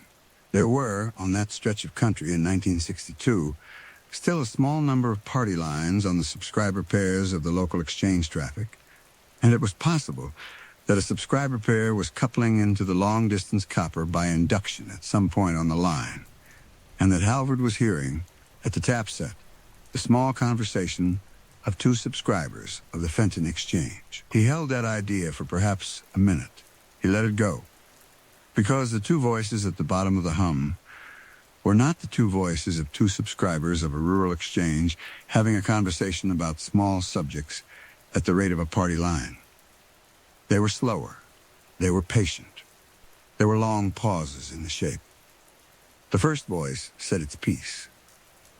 There was a pause. The second voice said its piece. There was a pause. The rate of the exchange was closer to the rate of a conversation between two men on a porch after supper than the rate of two women trying to get a message across a line. Halvard let the party line idea go. The second explanation was that he was hearing an artifact. Halvard was a man who had spent 22 years listening to a piece of copper. and he had come to understand that a piece of copper strung along the north side of a county road across 3 counties of high plains does, in the strict sense, do things that the designers of the bell system had not entirely intended. Copper is a long thing. It carries what it carries a long way. It picks up small induction from distant lines. It picks up small induction from the electric grid. It carries small voltages that come and go with the weather. That the induction of a distant line was, in the quiet way, at the bottom of the hum on the north pair at pole 1463 on the Tuesday afternoon in Fenton, was possible. That the induction of a distant line was arranging itself into the shape of 2 voices having a conversation at the rate of 2 men on a porch after supper was more than the induction was, in the ordinary sense, designed to do. Halvard held that idea and did not let it go. The third explanation was Halvard. That was the plain third explanation, and it was the one for a man of 44 on the 4th day of a walk of 58 miles who had been given the end of the shape of his working life in the December of the year before, and who was, on the walks of the spring, listening to a piece of copper he was going to stop listening to in 11 months. Halvard was honest with himself. He held the third explanation for perhaps a minute. He did not let that one go. Either he wrote in the log at pole 1463, in the careful hand, induction, north pair, source unclear. He drove to pole 1468. He got out. He walked to pole 1472. He was going on with the walk. He heard it again at pole 1504 and at pole 1539 and at pole 1571 on the Wednesday. He heard it in the way he had. He clipped the tap set to the pair. At the point on the pole, he listened, in the way of a lineman listening for the interval of a check. And in the interval, in the quiet way, the shape came up in the hum, at the very edge of the hearing, at the same rate. Halvard listened, on the Wednesday, at the 3 poles between Fenton and the top of Klein Ridge, for a total of perhaps 11 minutes, and the shape was the same shape. The 2 voices went on. He could not, on the Wednesday, make out any of the words. He could tell that the shape was longer than the shape he had heard on the Tuesday, that the exchange had been going on, and that he had been hearing pieces of it, that the first voice was doing most of the talking, that the second voice was doing most of the listening, that the first voice said its piece at some rate, and the second voice took a small interval before it said its piece back, in the way of a man who is thinking. Halvard walked the walk. He drove the truck. He wrote in the log. He came home to Custer on the Wednesday night at 6:10. He had supper with Iona and the boys. He listened to the older boy's account of the events of the day at the school, and to the younger boy's account of a quarrel with a friend. And he said the things a father says to 2 boys of 11 and 14 at supper on a Wednesday. After supper, he went out to the shed at the back of the house, and he sat on a stool at the workbench, and he thought. The shed had been his father's. His father had built it in 1936. It was of ordinary boards, on a slab with a tin roof, and it had a workbench with a vise on it, and a small window that looked out at the alley behind the house. Halvard had sat at the workbench at the end of the day for perhaps 11 years, in the way of a man who does not go straight into the kitchen after work. He sat at the workbench for perhaps an hour. He thought about the voices in the way of a man thinking about a problem at the end of the day. He held them in the mind. He turned them over. And he came, at some point in the hour, to the quiet way of understanding that had been waiting for him at the workbench since the poll at Fenton on the Tuesday afternoon. The first voice was his, not the voice of Halvard Ness at 44. That was the shape he was hearing, and it was why he had thought about it at the workbench, and had not thought about it before then. The first voice was his voice, at some age he could not place. It was older than his voice at 44. It was slower. It was in the shape of a halberd nest that had been worn a little further down. He sat at the workbench with that idea for a while. He was not going to overclaim it. He was a careful man. He held the idea, and he thought about the probability that a man of 44 on the fourth day of a walk of 58 miles, who had been given the end of the shape of his working life in the December of the year before, and who was on the walks of the spring, listening to a piece of copper he was going to stop listening to in 11 months, might, on the tap set, be hearing his own voice at some age he had not yet reached. The probability was not zero. The probability was close to zero. He held both of the probabilities in the mind, at the workbench, at the end of the Wednesday, and he did not decide between them. Because Halvard Ness was a careful man, and did not decide between two probabilities on the basis of a single evening at the workbench. He went into the house at 9:10. He washed his hands at the sink. He went up the stairs to bed. He did not tell Iona about the voices. That was a decision of a marriage of 19 years. Iona was a careful woman of 42, who worked at the office of the insurance man in Custer, and she had, in the 19 years, come to the shape of a marriage of a lineman of the district. And Halvard had come to the shape of not telling her about the things at the polls that were going to sort themselves out. He slept. He got up.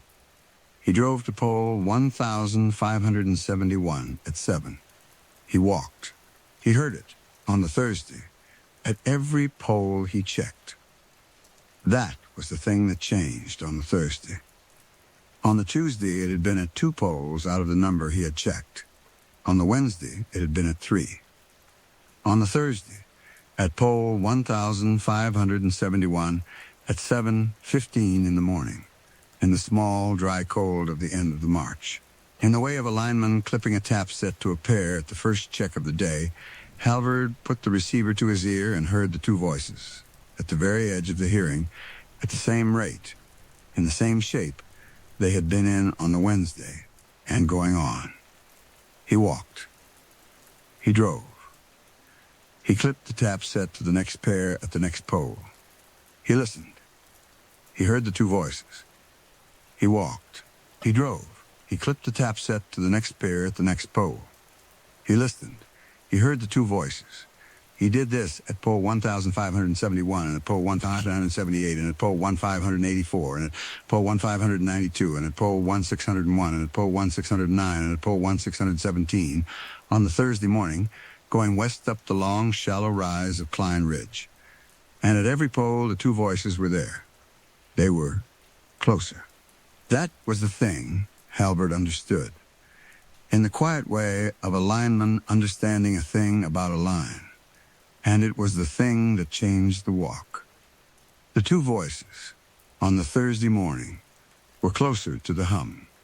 They were louder, in the quiet way. The words were not entirely clear, but the shape of them was coming up out of the shape, in the way that a piece of speech comes up out of a hum, when it is coming from closer down the line. At poll 1,617, at 10:11 on the Thursday morning, at the west edge of the settlement of Joachim, Halvard put the receiver to his ear and heard, at the very bottom of the hum, at the same rate, in the same shape, the first voice say a thing that Halvard could make out. The first voice said, "I never went." The words came at the same rate, in the voice of a Halvard Ness at some age he had not yet reached. There was a pause. And then the second voice said, at the same rate, in the same shape, in a voice Halvard did not recognize, "Where?" And the first voice said, "To the ridge." Halvard stood at the base of pole 1,617 with the receiver at his ear. He looked west, up the road, at the long, shallow rise of Klein Ridge, in the morning light of the Thursday in the end of the March. He could see, at the top of it, at about 11 miles, the metal frame of the microwave tower, the bell system was building. He did not know what the first voice meant. He held it. He listened. The first voice said, "I had a chance to. He was here." He said the words, and I did not go. There was a pause. The second voice said, "What did you do?" The first voice said, in the voice of a halberd Ness at some age he had not yet reached, "I went home." The shape went out of the hum. Halberd stood at the base of pole 1617 in the morning light of the Thursday, with the receiver at his ear, and listened to the healthy hum of a healthy, open pair, and thought about what he had just heard. He was not going to overclaim it. He held it. He turned it at the base of the pole. He looked, in the way of a man looking, up the road at the long, shallow rise, at the microwave tower at the top of it, at 11 miles. Then he took the tap set off the pair, put it in the pouch, and wrote, in the log at pole 1617, induction, north pair, source unclear. He walked to pole 1624. He heard, on the Thursday afternoon, walking the west slope of Klein Ridge, more of the exchange. Not all of it. Not in the shape of a conversation you could follow from the beginning to the end. He heard at pole 1631, and at pole 1644, and at pole 1658, small pieces of it, at the same rate, in the same voices, at the very bottom of the hum. The first voice said its pieces, in the voice of halberd Ness at some age. The second voice said its pieces, in the voice of a man Halvard did not recognize. They were closer, and the pieces of the exchange were coming through. At pole 1631, he heard the first voice say, Merrick was on the porch. At pole 1644, he heard the second voice say, with him. At pole 1658, he heard the first voice say, the line was in the yard. It always was. It was the first pole out of the exchange. Halvard walked. He drove. He clipped the tap set to the pair. He listened. He thought on the Thursday afternoon about the probability that a conversation at the very bottom of the hum on the north pair of the long-distance copper along the county road, at some distance from some point of some origin, on a Thursday afternoon in the end of the March, was about him. The probability was not, in the strict sense, calculable. Halvard was a lineman. He was not a man to run probabilities on things he was hearing at the bottom of a hum. He was a man to walk the walk, and to write the things in the log, and to trust that the superintendent at the district office would handle whatever needed handling. But the superintendent at the district office was Otis Deere, and Otis Deere was going to read the careful entries in the careful log at the end of the walk, and Otis Deere was going to write the careful note in the careful file at the district office in Two Buttes, in the way of a careful superintendent writing a careful note about a careful lineman. The note was going to say what the careful entries said, which was induction, north pair, source unclear. Halvard was not going to write in the log at the end of the walk that he had heard. At the bottom of the hum, on the north pair, at every pole from Fenton to Klein Ridge on the Thursday, a conversation about a man named Merrick, who had, on the Sunday, died. He was not going to write it, because he was a careful man of 44, with 11 months to go on the work of the job, and he was going to want the transfer to the microwave district that Otis was going to write for him. And a careful lineman who wrote in the log about voices at the bottom of the hum was not the careful lineman the Bell system was going to transfer to a microwave district. He wrote at the end of the Thursday at pole 1691 on the west slope of Klein Ridge, in the careful hand, induction, north pair, source unclear. He drove home. He had supper with Iona and the boys. He went out to the shed. He sat at the workbench at the end of the Thursday, and he thought about the pieces of the exchange at the bottom of the hum. The first voice had said, Merrick was on the porch. The second voice had said, with him. The first voice had said, The line was in the yard. It always was. It was the first pole out of the exchange. Halvard, at the workbench, in the quiet way, understood what the two voices were saying. They were talking about Merrick Valls. Merrick Valls had died on the Sunday at 71 at his home on the west end of Fenton, of a heart. Halvard had read about it on the Tuesday at Ada's. The paragraph in the Fenton Herald had said the usual things. It had said a heart. It had said at his home. It had not said anything else. Ada had said, at the counter, that it was a shock. Halvard thought, at the workbench, about Merrick's yard. Merrick had lived at the west end of Fenton, in a small house on a small lot at the end of the road that came out of the settlement toward the open country. Halvard had, on the walks, been past the house perhaps 40 times. He had, on the walks, checked pole 1,463, which was the first pole out of the Fenton exchange, in the yard on the lot at the house that was Merrick's.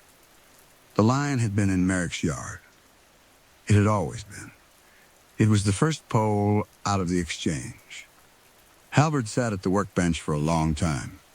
He thought about the Sunday afternoon and the end of the march, at the house of Merrick Valls at the west end of Fenton, with a pole in the yard.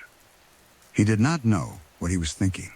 He thought that a piece of copper is a long thing, and that a long thing carries what it carries a long way, and that a man who had died on the porch of a house with a pole in the yard was close enough to the pole that the small things a man says in the interval of the end of a heart on a porch on a Sunday might, in the quiet way, in the way of the small induction of a distant sound at a small distance, get into the copper.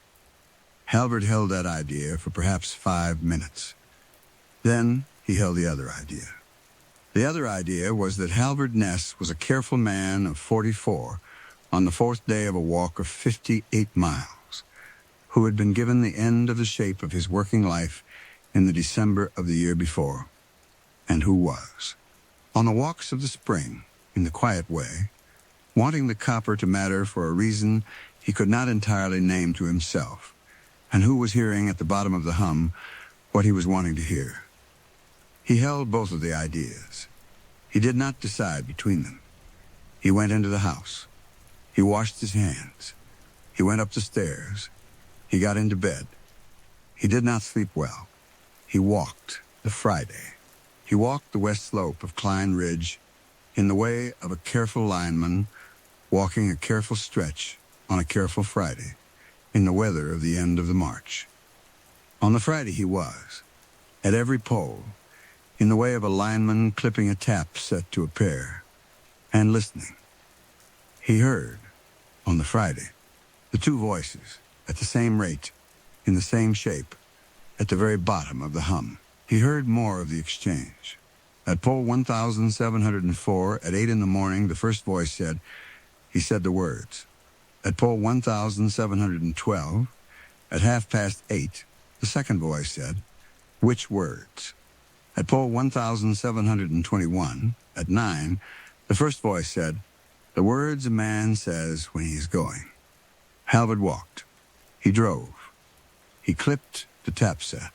He listened. At pole 1,738, at 10:10, the first voice said, he said them to me.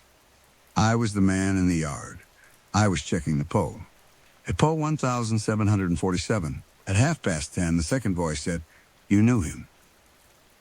At pole 1,758, at 11, the first voice said, in the ordinary way. 40 conversations. He liked me in the way of a man liking a man who does not need anything from him. Halvard, at the base of pole 1,758, took the receiver off his ear. He looked up the road at the line of poles running west along the north side of the road toward Two Buttes, and he understood, in the quiet way, what the exchange was saying. The first voice was telling the second voice about a thing that was going to happen at pole 1,463 on the Sunday afternoon that had already happened. It was telling the second voice about the thing that Halvard, in fact, had not done. which was to stop at the pole in the yard at the west end of Fenton on the Sunday afternoon, in the way of a careful lineman with a chance to check a pole on a day off. Halvard had not been in Fenton on the Sunday. That was the fact. He had, on the Sunday afternoon, been at his own house in Custer, in the way of a lineman with a Sunday off, mowing the lawn and taking the boys to the drugstore, in the way of a Sunday afternoon in March. He had not been at pole 1,463 on the Sunday. He had not been in Merrick's yard. He had not heard Merrick say anything on the Sunday afternoon, because Merrick had, on the Sunday afternoon, been dying on the porch of the house at the west end of Fenton, and Halvard had, on the Sunday afternoon, been 29 miles east, mowing the lawn. The first voice was telling the second voice about a thing that had not happened. Or Halvard stood at the base of pole 1,758 in the way of a lineman standing at a pole with a receiver in his hand. Or the first voice was telling the second voice about a thing that had not happened yet. That was the other possibility. Halvard held it at the base of pole 1,758 in the quiet way. The first voice was older than his voice at 44. It was the voice of a Halvard Ness at some age he had not yet reached. And it was telling the second voice about a thing that a Halvard Ness at some age in the future had. In the past of that future, not done. He had not gone to the ridge. He had had the chance. Merrick Valls had been on the porch. Merrick Valls had said the words. And Halvard Ness, at some age, in some future in which some Halvard Ness had been the man in Merrick's yard on some Sunday afternoon in the end of some March, had gone home. Halvard stood at the base of pole 1,758. He thought. He was not going to overclaim it. He was a careful man. He held the two alternatives. At the base of a pole on the west slope of Klein Ridge in the morning of the Friday, in the end of the March. The first alternative was that the induction of some distant sound had come into the copper at some point, and that his tired mind had, on the fourth day of a walk of 58 miles, arranged the induction into the shape of a conversation about a neighbor who had, on Sunday, died, in the way of a tired mind on a long walk, in the end of a working life. The second alternative was that the copper was, in the quiet way, holding what it was carrying, and that what it was carrying was in some shape Halvard could not entirely account for, running along the line in both directions at once, and that some voice, at some age, had come into the tap set at the bottom of the hum in the shape of a conversation between two men on a porch after supper about a thing that had happened, or was going to happen, or had already happened in some shape Halvard could not name. Halvard held both. He did not decide between them. He wrote in the log at pole 1,758, in the careful hand induction, North Pier, source unclear. He walked to pole 1,762. He drove to pole 1,771. He was going on with a walk. He finished on the Friday afternoon at pole 1,847 in the east yard of the telephone exchange in Two Buttes at 4:10 in the small dry cold of the end of the March. He turned in the log at the district office. Otis Deere was at his desk. He took the log. He asked Halvard the usual things about the walk, and Halvard said the usual things back in the way of a careful lineman turning in a careful log at the end of a careful walk. Otis said the usual things about the hardware. He said the usual things about the schedule for the summer. He said at the end, in the careful voice of a superintendent to a lineman he had, over 11 years, come to trust, anything on the line, Halvard stood at the desk in the office. He thought for perhaps 2 seconds. Then, he said, no, healthy hum. Small induction in a few places. Source unclear. Nothing to report. Otis nodded. He wrote the things in the file. He said Halvard had done a good week's work, and that the check for the hours would be in the mail on the Monday. Halvard thanked him.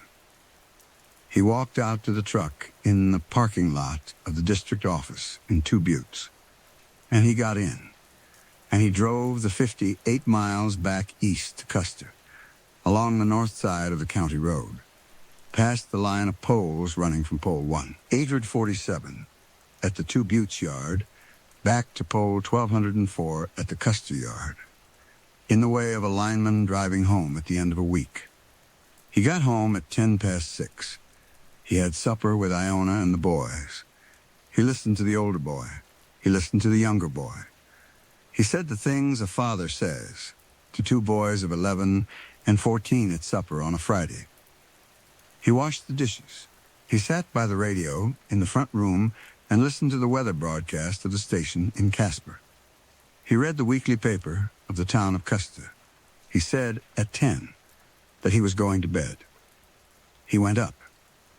He lay in the bed in the dark of the bedroom of the house on the west edge of the town of Custer, in the small, dry cold of the end of the March in 1962. And he listened to Iona breathing beside him, and to the refrigerator downstairs in the kitchen making the sound of a refrigerator in the quiet hours of the end of the day. He thought about the voices at the bottom of the hum. He did not decide which of the two alternatives had been the true one. He held both, in the dark.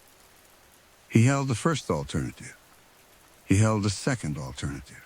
He held the small understanding that had come to him at the base of pole 1758 on the Friday morning, and had stayed with him on the drive home. Whichever of the two alternatives was the true one, the line was going to be taken down in 11 months. The copper on the north side of the county road between Custer and Two Buttes was going to be retired. The poles were going to be pulled. The hum on the north pair at the bottom of the tap set was going to be gone. Whatever had been in the copper, the induction of some distant sound, or the voice of Halvard Ness at some age he had not yet reached, or the conversation of the two men on the porch after the supper, was going to be gone with the copper. Halvard held the understanding. He thought that a piece of copper was a long thing. He thought that a long thing carried what it carried a long way.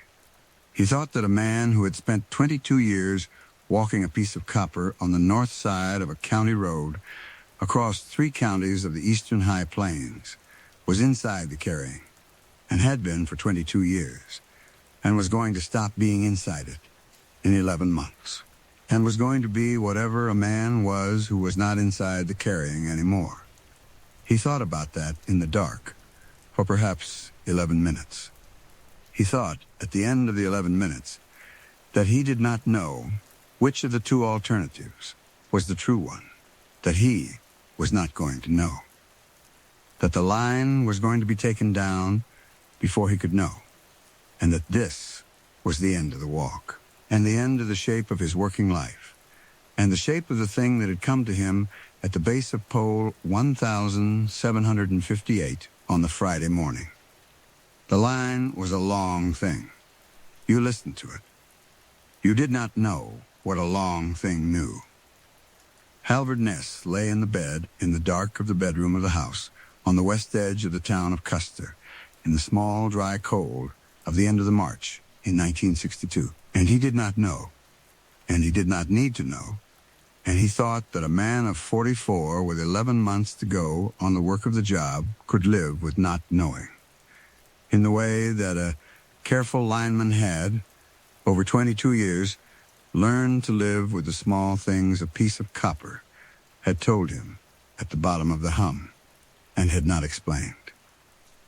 He slept. Outside, on the west edge of Custer, the line of poles ran along the north side of the county road, and the copper on the north pair ran from pole 204 at the Custer yard 58 miles west, past Fenton and Joachim and over the top of Klein Ridge, and down through Sedgwick County to pole 1847 at the Two Buttes yard. The hum on the north pair was the healthy hum of a healthy open pair. At the very bottom of it, at the very edge of the hearing, if anybody had been listening, There was a conversation between two voices going on at the rate of two men on a porch after supper. Nobody was listening. The line was a long thing. It carried what it carried. It went on, in the dark, along the north side of the county road, in the end of the march, in the small, dry cold of the plains. And Halvard Ness slept, in the bed, in the quiet dark, and did not hear it. Constance Amory had lived in the small stone house at the north end of the village of Llansanfred for 61 years, and had come back to it after teaching in the schools of the Welsh Marches for 34 of those years, in the September of 1998, when her mother had begun to fail. She was 68 now. Her mother had died in the spring of 2001, at 89, in the small bedroom at the back of the house, with Constance in the chair beside her, in the early morning of an April. Constance had buried her in the graveyard of the church at the edge of the village, and had stayed on. That had been 25 years ago.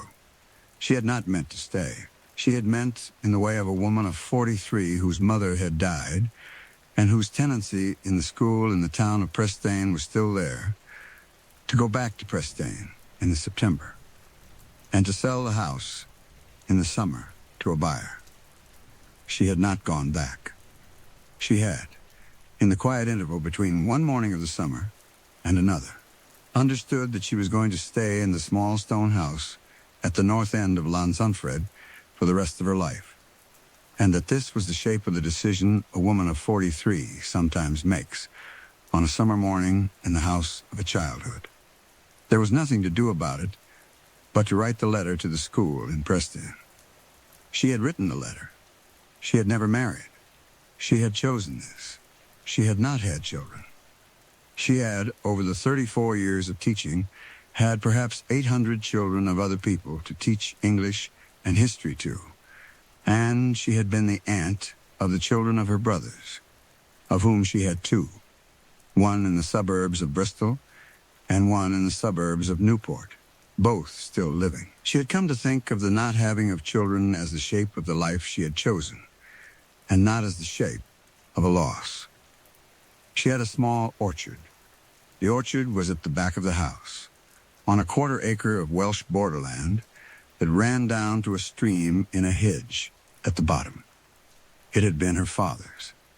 Her father had planted it in the autumn of 1954, when Constance had been 3, and it consisted of 11 apple trees of 4 varieties, in 3 rows, running north and south down the slope.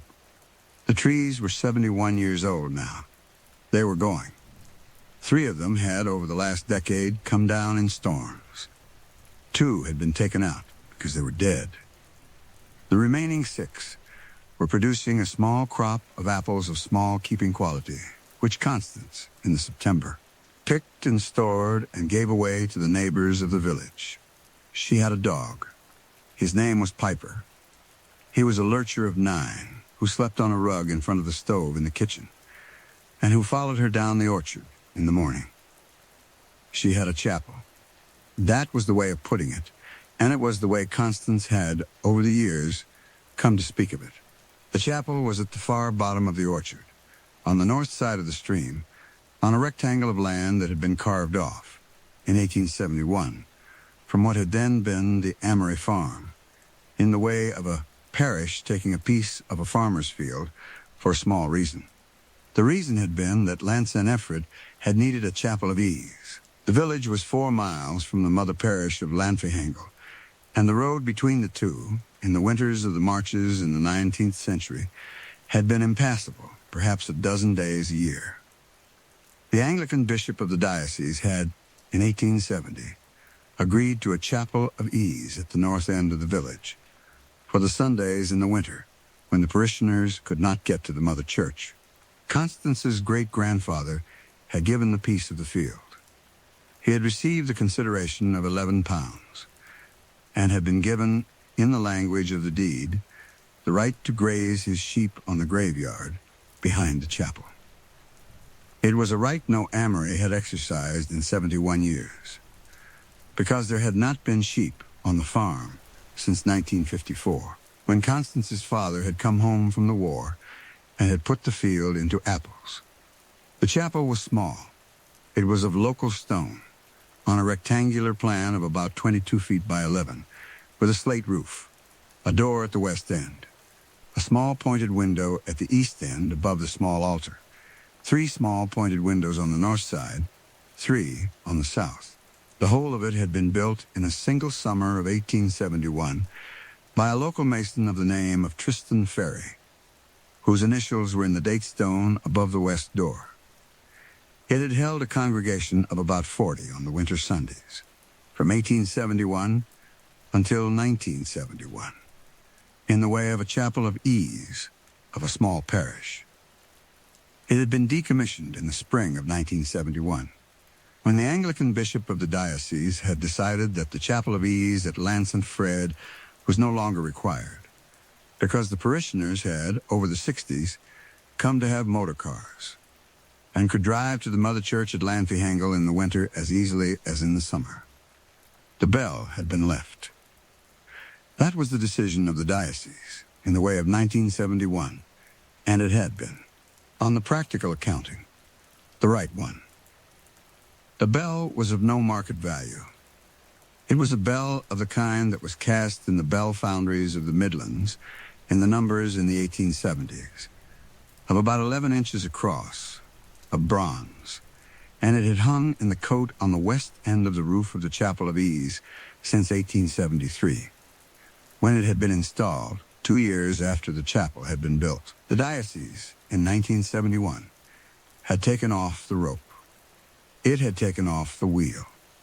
It had fixed the bell in the cote with an iron bracket so that it would not be rung by a passerby in the interval between the decommissioning and the sale of the property. Then it had gone off to attend to the matters of the diocese. The sale had never happened. The property had, in the way of a decommissioned chapel of ease of a small parish in a corner of a diocese, gone into a file at the office of the diocese in Hereford, and had stayed there for 55 years. The chapel had gone into the condition of a chapel of ease that had been decommissioned in 1971, in a corner of a parish in a small diocese. Its roof had held, in the way of a local slate roof of 1871. Its door had been padlocked, and the padlock had rusted, and the door had remained shut. Its windows had been intact. The graveyard behind it, of about 28 stones of local Marchland families of the period from 1875 to 1971, had gone into the condition of a graveyard a parish had forgotten it had. The bell had stayed in the cote. It had not rung since the spring of 1971, when it had been rung for the last Sunday service, on the 14th of March, in the way of a bell being rung by the sexton of a chapel of ease for the last time, before decommissioning, and had been rung at the end of the service. The sexton had been Mr. Wynne Pridwin. Wynne Pridwin had been, in 1971, 37. He had been, in the way of a sexton of a chapel of ease, a local man of a local trade. He had, at the time of the decommissioning, been sad about it, in the way of a man of 37 who has been the sexton of the chapel of the Sundays of his childhood, and who is no longer going to be. He had gone on with the work of the trade, in the way, for the decades that had followed. He had, at the time of the story that follows, been 91. He was losing his words. That was the thing about Mr. Wynne Pridwin at 91, in the March of 2026, and it had been the thing about him for perhaps the last 4 years. He lived in the cottage on the lane that ran along the hedge at the north edge of the orchard of the Amory land, at the opposite side of the hedge to the chapel, with his daughter Nesta, who was 58 and who was the district nurse. Nesta had come home to look after him in 2018, when her mother had died, and had been looking after him in the way of a daughter of 58, looking after a father of 91, who was losing his words. She heard the bell for the first time on the 4th of March. It was a Wednesday. The weather over the marches that spring had gone, in the way of the marches in early March, from a low, even overcast that had held for a fortnight into a thin, bright cold that had come up from the south on the Tuesday and had stayed on the Wednesday. And Constance had gone out at about 10 in the morning, with the basket over her arm, to take a walk down the orchard to the hedge at the bottom. Piper was ahead of her. She was, at the moment of the bell, at the middle of the orchard, between the fourth and the fifth of the rows, with the basket over her arm, in the interval between one step and the next. She had been thinking about nothing in particular. She had been thinking, in the quiet way, about the morning and about the basket, and about the way the light was coming down through the bare branches of the apple trees onto the grass of the orchard. The bell rang.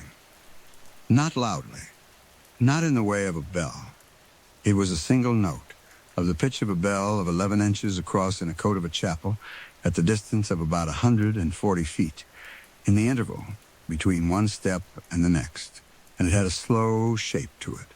The note came. It rose to its volume. It held for perhaps 2 seconds, and it went out of the air, in the interval between one moment and the next. Constance stopped. She stood between the fourth and the fifth of the rows with the basket over her arm, and she listened for the next thing. The next thing did not come. The bell did not ring again. The morning was the morning. Piper was ahead of her, having come back at the sound to see what the sound had been about, and was now sitting on the grass with his ears in the shape of a lurcher's attention. Constance said, "Did you hear that?" Piper looked at her. She walked the rest of the way down the orchard, at her rate. She went to the hedge at the bottom. She looked through the gap in the hedge at the rectangle of the graveyard beyond the stream, and at the west end of the chapel on the far side of the graveyard, and at the coat on the west end of the roof of the chapel, in which the bell had been fixed with the iron bracket in 1971, and had remained fixed with the iron bracket ever since. The bell was in the coat. She could see it, not clearly, at the distance of about 140 feet through the hedge and across the graveyard, but in the shape of a bell, in the coat of a chapel, in the morning light of the Wednesday. It was not moving. It was fixed. The rectangle of the west end of the chapel was the way it always was. The padlock on the door was the way it always was. The graveyard was the way it always was. The bell had rung. Or it had not. And Constance had, on a Wednesday morning in the interval between one step and the next at the middle of the orchard, heard something that had not occurred. Constance was a careful woman. She was 68. She was in the ordinary health of a woman of 68 who had taught English and history for 34 years, and who had kept a quarter-acre of orchard for 25. She was not a woman to overclaim what a morning had given her. She held both possibilities. She was going to think about it. She was not going to make any decision about it on the Wednesday morning at the middle of the orchard. She walked back up the orchard. She went into the kitchen. She put the kettle on. She sat at the table by the window, and she had her morning tea. Piper was on the rug in front of the stove. The morning went on. She heard it again on the 7th. It was a Saturday. The weather had held bright and cold. Constance had gone out at the hour of the morning with the basket, and had been standing at the top of the orchard, at the compost heap by the shed, doing a small thing in the way of a Saturday morning. The bell rang. It was the same note, at the same distance, in the same shape. The note came. It rose. It held. It went out of the air. Constance stopped. She looked down the orchard, at the far bottom, at the chapel beyond the hedge, and she stood at the compost heap for perhaps a minute, listening for the next thing. The next thing did not come. She walked down the orchard. She walked at her rate past the rows to the hedge at the bottom. She went through the gap in the hedge, which was on the Amory side of the stream, and which was the way to the chapel through the graveyard. in the way of a gap kept by the Amories for as long as there had been a chapel of ease. And she crossed the stream on the small stone slab, and she went up onto the rectangle of the chapel land. She had not been on the chapel land in perhaps 4 years. That was the thing that came to her, in the quiet way, as she stood on the grass of the rectangle in the March light. She had walked the orchard perhaps 10,000 times in 25 years. She had crossed the stream and gone onto the chapel land perhaps a dozen times in 25 years. There had not been a reason. She walked the rectangle. The graveyard was on the east side of the chapel, and it was in the condition of a graveyard of a chapel of ease that a parish had forgotten it had. The stones leaning in the small grass of the graveyard with the moss on them and the lichen. Constance read the names at the rate of a woman, reading names of local families of the period from 1875 to 1971. She recognized most of them. She walked around the chapel to the west end. The padlock on the door was the way it had been. It had rusted, and it was not going to be opened by anybody without a bolt cutter, and Constance did not have one. She looked up at the coat. The bell was in the coat. She could see it clearly now, at the distance of about 11 feet, directly above her. It was a bell of about 11 inches across, of bronze, in a state of weathering. It was fixed with the iron bracket. The rope was gone, in the way it had been gone since 1971. The wheel was gone, in the way it had been gone since 1971. The bell could not ring. That was the fact. Constance stood at the west end of the chapel and looked up at the coat, and thought about it in the way of a woman thinking. At the west end of a chapel, about a bell. She held the 3 possibilities. The first was that she had, on both of the mornings, in the interval between one thing and the next, heard the sound of a bell that had not rung, that she had been, at 68, hearing the bell of the chapel of ease of the parish of her childhood, in the quiet way of a mind of a woman of 68, hearing the bells of the chapels of the childhoods of the people. The second was that something had made a sound in the interval between one thing and the next, on the mornings, and that Constance's ear had, in the quiet way of a quiet ear in a quiet countryside, assigned the sound to the shape of a bell, in the way a quiet ear in a quiet countryside assigns sounds to shapes. The third was that the bell had, in some sense, in some way, in some interval, Constance could not entirely name, rung. She held all 3. She walked back around the chapel. She crossed the stream on the stone slab. She came back through the gap in the hedge, and she walked back up the orchard, and she went into the kitchen. Piper was on the rug. She put the kettle on. She sat at the table by the window, and she had her morning tea. The morning went on. She heard it, over the next 3 weeks, on 9 mornings. She kept, in the quiet way, a small list, in the notebook that had been her mother's, and in which her mother had kept the accounts of the orchard. Constance had written, at the top of the next blank page, in the careful hand of a teacher of 34 years, the word bell. Under that, in the careful hand, she wrote the dates and the times. 4 March wed, about 10:10 a.m. 7 March sat, about 10:05 a.m. 11 March wed, about 10:15 a.m. 13 March fry, about 9:55 a.m. 14 March sat, about 10:20 a.m. 17 March 2, about 10:10 a.m. 19 March through, about 10:05 a.m. 21 March sat, about 10:15 a.m. 25 March wed, about 10 a.m. She looked at the list at the end of the morning of the 25th of March in the way of a woman looking at a list at a kitchen table, and she saw the shape of the times. They were in the interval between about 5 to 10 in the morning and about 20 past 10 in the morning. Never on the hour. Never on the half hour. Never at any of the times a bell in a coat of a chapel of ease would be rung, if it were the way of a chapel of ease to be rung, which it was, in this instance, not. They were in the quiet interval between one thing and the next. Constance sat at the table by the window and looked at the list and thought. She thought, at some point during the thinking, that she was going to have to go and stand in the graveyard of the chapel at the hour of about 10 in the morning, in the way of a woman finding out what the thing at the bottom of her orchard was doing in the interval between one thing and the next. She went on the 28th of March. It was a Saturday. It had rained in the way of the marches on the Friday, and the Saturday morning had come up thin and bright and cold in the way of a Saturday morning after a rain in the end of the march. She went down the orchard at the hour of about 9:45. She had a book with her, so that she would look like a woman doing an ordinary thing on a Saturday morning, and not a woman going to find out about a bell. She went through the gap in the hedge, and across the stream, and up onto the chapel land, and she sat on the low stone wall that ran along the north side of the graveyard. Piper was with her.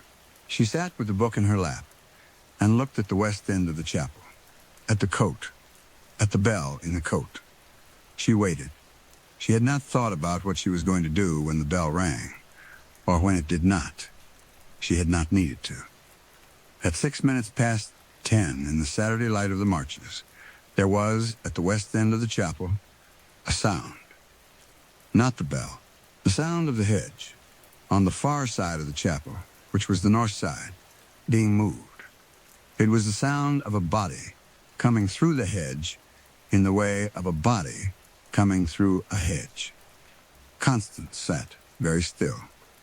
She could not, from where she was sitting, see the hedge on the north side, because the chapel was between her and it. She could hear the hedge, and the body, and the steps of the feet, coming around the north side of the chapel. On the grass. A man came around the corner of the chapel. He was 91. He was, at the height of a man of 91 who has, over the years, come down about 1.5 inches from the height of his middle age, which was 5'6", and had been in Win Pridwin's case, as a local man of a local trade. The height. He was thin. He was wearing a tweed cap, and a tweed jacket, and a pair of corduroy trousers, and a pair of wellies, in the way of a man of 91 on a Saturday morning in the end of the march in the Welsh borders. He had in his right hand a small thing. Constance could not, at the distance of about 22 feet, quite make out the small thing. It was small. It was in his right hand. It was of wood, in the shape of a handle with a head at the end of it. It was a mallet of the kind that had been on the shelf of the shed of the sexton of the Chapel of Ease of the parish of Lance-in-Affraid in 1971. Mr. Pridwin did not see Constance. He was, in the way, entirely absorbed in what he was doing. He walked, at the rate of a man of 91, up to the west end of the chapel, and he stopped under the coat, and he looked up at the bell for perhaps 11 seconds. Then he reached up. He was not tall enough. The bell was at about 11 feet above the ground, and Mr. Pridwin, at 91 at 5'4½", was not going to reach it. He did not try. He reached up the stone of the west wall, to the stone that was at about the height of 5'2" on the west wall, which was the date stone with the initials of the mason, Tristan Ferry, in it, and he put the head of the mallet against the stone, and he tapped it. Once, gently, in the way of a man of 91, tapping a stone with a mallet. The wall did not do anything. Mr. Pridwin waited for perhaps 6 seconds. Then he tapped it again. This time, in the interval between the tap and the next second, the bell in the coat, in the way of a bell of bronze fixed in an iron bracket in a coat of a chapel, at the distance of about 11 feet, above the point at which the mallet had made contact with the date stone of the west wall, hummed, not rang. Hummed, it was one note, at the pitch of the bell, at the volume of the sound that a bell of bronze, fixed in an iron bracket in a coat of a chapel, makes when the stone of the west wall is, in some interval, tapped by a mallet. The note came. It rose to its volume. It held for perhaps 2 seconds. It went out of the air, in the interval between one moment and the next. Mr. Pridwin stood at the west wall with the mallet at his side. Then he did it once more. Same stone, same tap, same hum in the coat. Then he took the mallet off the stone. He stood for perhaps 10 seconds at the west wall, with his right hand at his side and the mallet in the hand. Then he turned, in the way of a man of 91 turning, and he began to walk back around the chapel toward the hedge on the north side. Constance said, at the volume of a woman speaking, so as not to startle him, Mr. Pridwin, he looked up. He looked in the direction of the north side of the graveyard, at the low stone wall on which Constance was sitting, and his face went through the shape of the face of a man of 91, seeing something he had not expected to see. Not startled, not frightened, just, in the quiet way, surprised.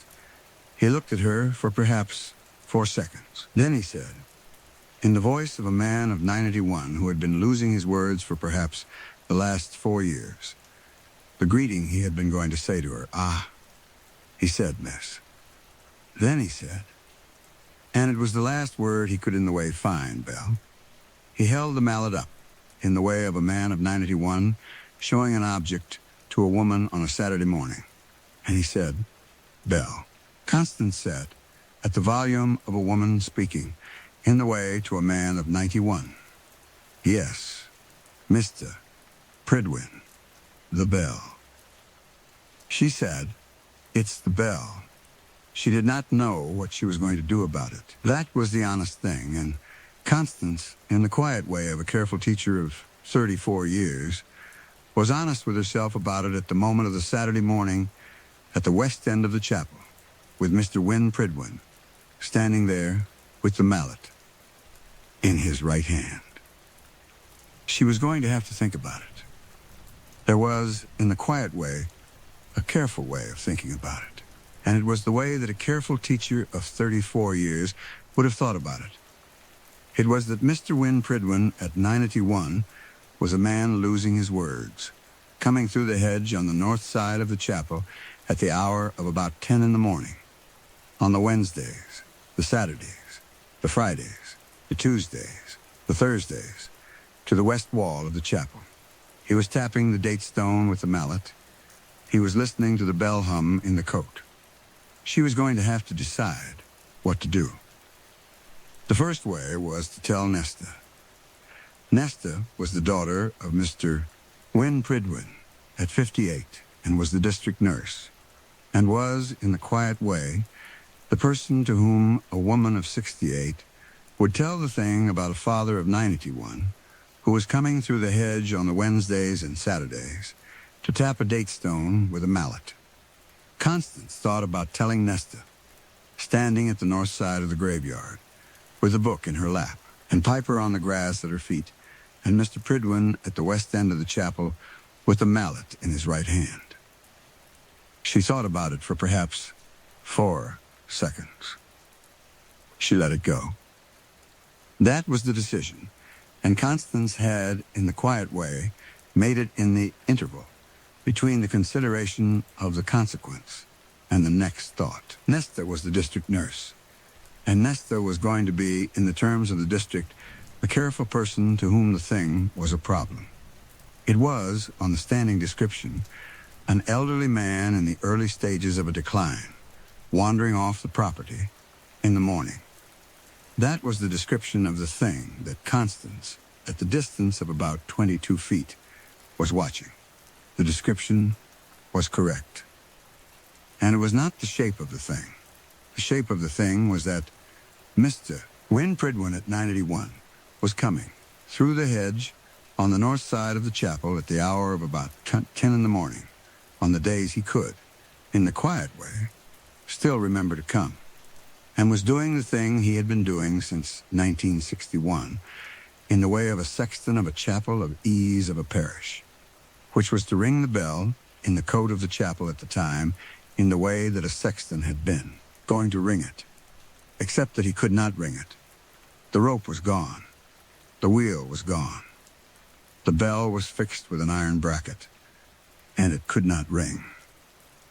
But Mr. Pridwin had, in the quiet way, figured out, in the way of a sexton of 64 years standing, losing his words but not losing his knowledge of the construction of the west wall of the chapel, that if you tapped at the date stone of the west wall, at the height of 5'2", with a mallet, at the rate and the volume of a tap, then the vibration of the tap would travel up the local stone of the west wall to the coat, and would, in the interval between the tap and the next second, cause the bell of the coat, in the way of a bell of bronze fixed in an iron bracket, to hum, not ring, hum, in the way of a bell that had been going to be rung, and was being made to make the sound that was closest to being rung, that a bell of bronze fixed in an iron bracket, at 91, at the end of a quiet life, of a quiet sexton, of a quiet chapel, could be made to make.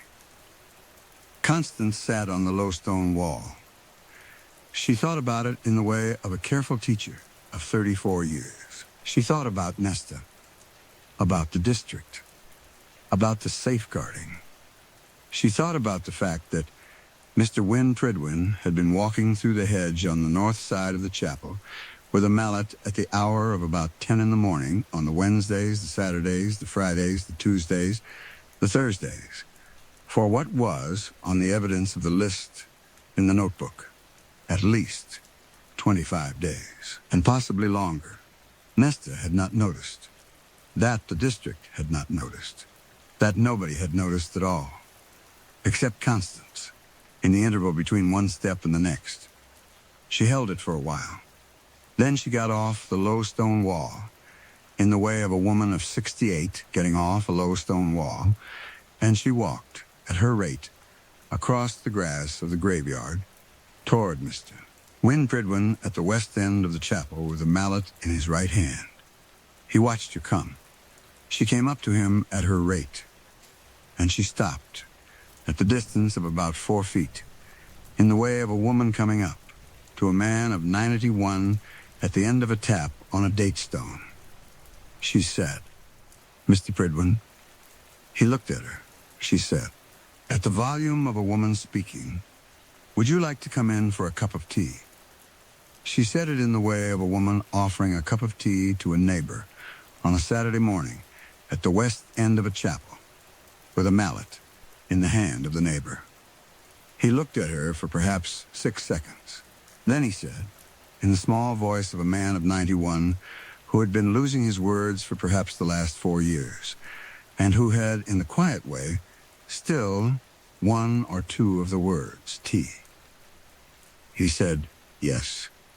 Then he said, the word he had, in the quiet way, still kept, and had been going to use, please. She brought him up through the gap in the hedge and up the orchard, at the rate of a man of 91 walking up an orchard, and she brought him into the kitchen of the small stone house at the north end of Lancing-to-Fred. She sat him at the table by the window, in the way of a woman sitting a neighbor at the table for the morning tea, and she put the kettle on, and she made the cup of tea. She did not take him back through the hedge to Nesta. She did not ring Nesta. She did not do any of the careful things that a careful teacher of 34 years would have done. She sat with him at the table. Mr. Win Pridwin had, in the quiet way, kept his manners. That was the thing about the loss of the words in the quiet way that Constance had, in her teaching, come across before. The way that the manners of a man of 91, who had had manners for 91 years, went on when the words were going. He said, at the interval, "Thank you." He said, at the interval, yes. He looked at the teapot, and he said, "Niece." He held the mallet in his right hand under the table. Constance did not ask him about it. She said at the interval that it was a nice, bright morning after the rain. She said at the interval that the apples in the orchard were beginning to bud. She said at the interval that Piper, who was on the rug in front of the stove, had seen a fox on the lane on the Thursday morning. Mr. Pridwin listened. He said, at the interval. Yes, he said, at the interval. Ah, he said, at the interval. Of the fox. They had tea for perhaps 20 minutes. Then Mr. Pridwin, in the way of a man of 91, who had had his cup of tea, and who was going to go home, put his hand on the table, in the way of a man about to get up. Constance stood and helped him up. She walked him down the orchard at the rate of a man of 91, back to the gap in the hedge, to the stone slab across the stream, up onto the chapel land, around the chapel, to the hedge on the north side. Through it he could get back to the lane, to the cottage on the lane, home at the hedge. At the gap through which he had come, he turned, and he looked at Constance. He said, at the rate of a man of 91, who had in the quiet way still one or two of the words, Wednesday. Constance said, at the volume of a woman speaking, yes, Mr. Pridwin, on Wednesday. She said, I'll have the tea ready. He nodded. He turned. He went through the gap in the hedge. Constance stood on the chapel side and watched him go. She heard the sound of the body going through the hedge. She heard the sound going off up the lane on the far side. Then the lane was quiet, in the way of a lane on a Saturday morning at the end of the march in the marches. Constance walked back up the orchard to the house. Piper was waiting for her on the step. He came on the Wednesday. She had the tea ready. She had put out the teapot of the blue and white china that had been her mother's, and the 2 cups of the matching set, and the plate of the shortbread that she had made on the Tuesday afternoon, in the way of a woman preparing for a neighbor to come to tea. He came at 10:10. She heard the sound of the hedge on the north side of the chapel being moved, and she heard the sound of the steps of the feet coming around the chapel, and she heard, in the interval between one moment and the next, the hum of the bell in the coat of the chapel, in the way of a bell of bronze fixed in an iron bracket at the end of the tap of the mallet on the date stone. She went down the orchard. She met him at the gap in the hedge, with Piper. Mr. Pridwin was coming up through the gap, in the way of a man of 91, coming up through a gap in a hedge, with a mallet in his right hand. He looked at Constance, and he said, in the small voice of a man of 91, who had, in the quiet way, still one or two of the words, ah. Constance said, at the volume of a woman speaking, good morning, Miss Pridwin. She said, come up for the tea. They had tea. They had tea at the table by the window. And it was the sort of tea a neighbor has with a neighbor on a Wednesday morning in the end of the march, in the marches. Constance said the things about the weather, and about the orchard, and about Piper. Mr. Pridwin said, at the interval. Yes, he said at the interval. Ah. He said at the interval once, of the shortbread. Good. They had tea for perhaps 25 minutes. Then Mr. Pridwin put his hand on the table. Constance stood and walked him back down the orchard, through the gap, across the stone slab, back around the chapel, to the hedge on the north, through it. At the gap he turned, and he said, in the quiet way of a man of 91, who had, in the quiet way, still one or two of the words, Saturday. Constance said, at the volume of a woman speaking, yes, Mr. Pridwin, on Saturday. She said, I'll have the tea ready. That was the shape of the months that followed. He came in the way. He came on the Wednesdays. He came on the Saturdays. He came on some of the Fridays and some of the Tuesdays and some of the Thursdays.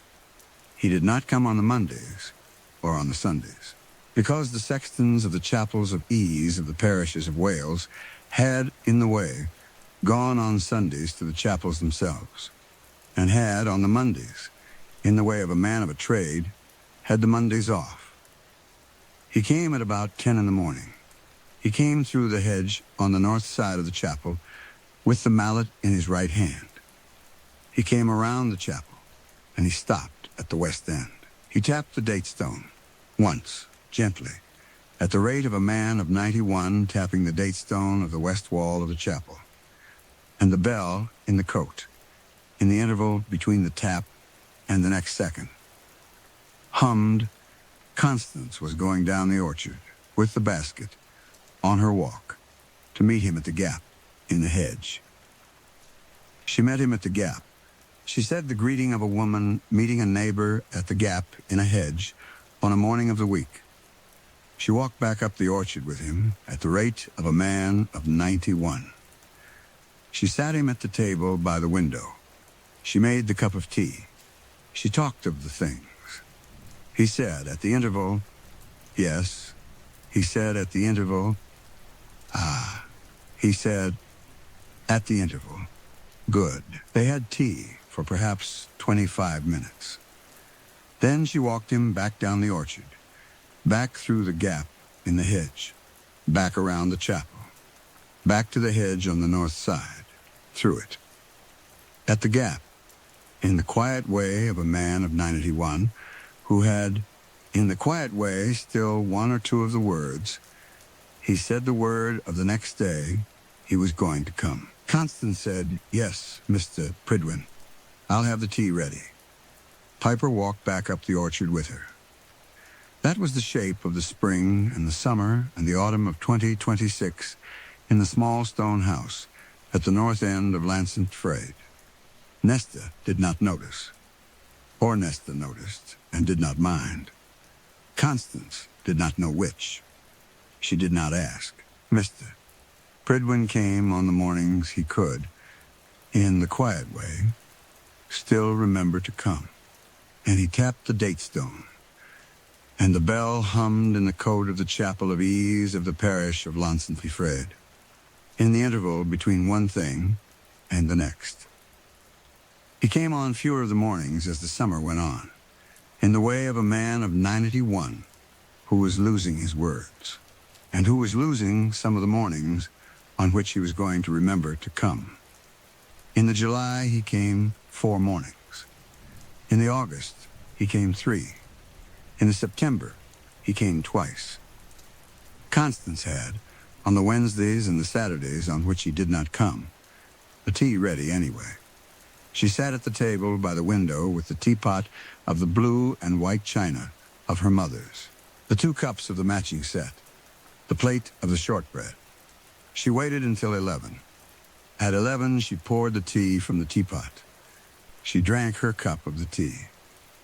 She left the second cup on the table, in the way of a woman leaving the second cup on the table for a neighbor who had not come. Piper was on the rug. The bell, in the cote, in the interval, was quiet. In the October, he came once, on the Wednesday of the first week. He came at 10:10, and he tapped the date stone, and the bell in the cote, in the interval, between the tap and the next second, hummed, Constance met him at the gap in the hedge. She walked him up the orchard. They had tea. He said, at the interval, yes. He said, at the interval, ah. At the interval, he said, of the shortbread. Good at the gap in the hedge. At the end, he turned, and he looked at her for perhaps 8 seconds, in the way of a man of 91 who had, in the quiet way, only 1 or 2 of the words. He said in the small voice the word, tea. Constance said, yes, Mr. Pridwin. Tea, she said. I'll have it ready. He nodded. He went through the gap in the hedge. He did not come again. He died on the 14th of November, in the small bedroom of the cottage on the lane on the far side of the hedge, in the way of a man of 91, dying at the end of the year. Nesta rang the next morning. She said the things. She said the thing about the funeral, which was going to be on the Saturday, at the Mother Church at Lantihango. She said the thing about the tea afterwards. She said, at the end, in the voice of a daughter of 58, at the end of a father of 91, He liked coming to yours, you know. He'd say the word. He'd say tea. And he'd get his mallet. Nesta said, I never asked. Constance said that she was glad he had come. She said it was the shape of my morning. I'll miss it. Nesta said, yes, we all will. She rang off. Constance sat at the table by the window, with the telephone in her right hand, in the way of a woman of 68 sitting at a table on a Sunday morning with a telephone in her right hand, at the end of a friendship of a spring and a summer and an autumn of a year. She put the telephone down. She looked out of the window, at the orchard going down the slope to the hedge at the bottom, and at the bare branches of the apple trees in the November light. She thought about it in the quiet way. She thought that a man of 91 had, on the Wednesdays and the Saturdays of a spring, a summer, an autumn, come through the hedge on the north side of the chapel, with a mallet in his right hand. He had tapped the date stone of the west wall of the chapel. He had, in the interval between the tap and the next second, made the bell in the cote of the chapel hum, once, at the end of a quiet life, of a quiet sexton, of a chapel of ease of a parish. He had come up the orchard for the cup of tea. That was the shape of the thing that had happened. She thought that a woman of 68 had, at the end of a teaching career of 34 years, and at the beginning of the rest of a life, on the Wednesdays and the Saturdays of a spring, a summer, an autumn, put on the kettle. She had put out the teapot of the blue and white china that had been her mother's. She had put out the 2 cups of the matching set. She had put out the plate of the shortbread. She had made the morning tea for a neighbor who had 1 or 2 of the words left. That was the shape of what she had done. She thought that this was, in the quiet way, enough. Not much of a friendship. Not in the way of a friendship of 2 people. An ordinary friendship of the ordinary kind. It had been 25 tea mornings between the March and the October, and about 11 of the conversations. In the quiet way of a conversation with a man of 91 who had only 1 or 2 of the words. But it had been a friendship, and it had been hers, and Mr. Wynne Pridwen's, and Piper's, and the Bells. Constance thought that this was more than she had thought a woman of 68, on the edge of the village of her childhood, at the end of a quiet life she had come to think of as complete, was going to have. She thought about it in the quiet way for a long time. Piper was on the rug in front of the stove. The refrigerator made the small sound of a refrigerator in a kitchen at the end of a Sunday morning, in the end of the autumn, in the Marches. Constance sat at the table by the window. She thought that she was going to keep the morning tea ready on the Wednesdays and the Saturdays for a while. Not because she was expecting anybody to come, because it was the shape of the morning she had come to have, and because a woman of 68 who has come, in the quiet way, into the shape of a morning, is not in a hurry to give it up. She thought of the bell. She thought that the bell was in the cote of the chapel, fixed with the iron bracket, in the way it had been for 55 years, and that the date stone at the west end of the chapel was in the west wall, in the way it had been for 155 years. She thought that the mallet was at Nesta's cottage on the far side of the hedge, on the shelf on which Mr. Wynne Pridwen had kept it since 1961. She thought that on some Wednesday of some spring to come, at the hour of about 10 in the morning, in the interval between one step and the next, she might, at the end of the orchard, at the gap in the hedge, hear the sound of the bell in the cote of the chapel, in the small hum, at the volume of the sound that a bell fixed in an iron bracket in a cote of a chapel makes when the date stone of the west wall is tapped by a mallet in a hand, and that she might not know whose hand had tapped it, and that this would be all right. She might go down the orchard. She might, at the gap in the hedge, meet a neighbor. She might come back up the orchard. She might put on the kettle. Constance Amory sat at the table by the window of the small stone house at the north end of the village of Lansant-Effred on the Sunday morning of the 15th of November, 2026. She looked out of the window at the orchard, going down the slope to the hedge at the bottom, at the bare branches of the apple trees in the November light. She thought that she was going to keep the morning tea ready on the Wednesdays and the Saturdays for a while. Piper was on the rug in front of the stove. The Sunday went on. The orchard went down to the hedge at the bottom. The bell was in the cote of the chapel, at the far side of the graveyard, on the rectangle of the land that had been, in 1871, a piece of the Amory field. And it was quiet. It would, on some morning of some Wednesday, hum. One long, slow note that was not a ring. Whoever tapped it would be welcome up the orchard. For tea.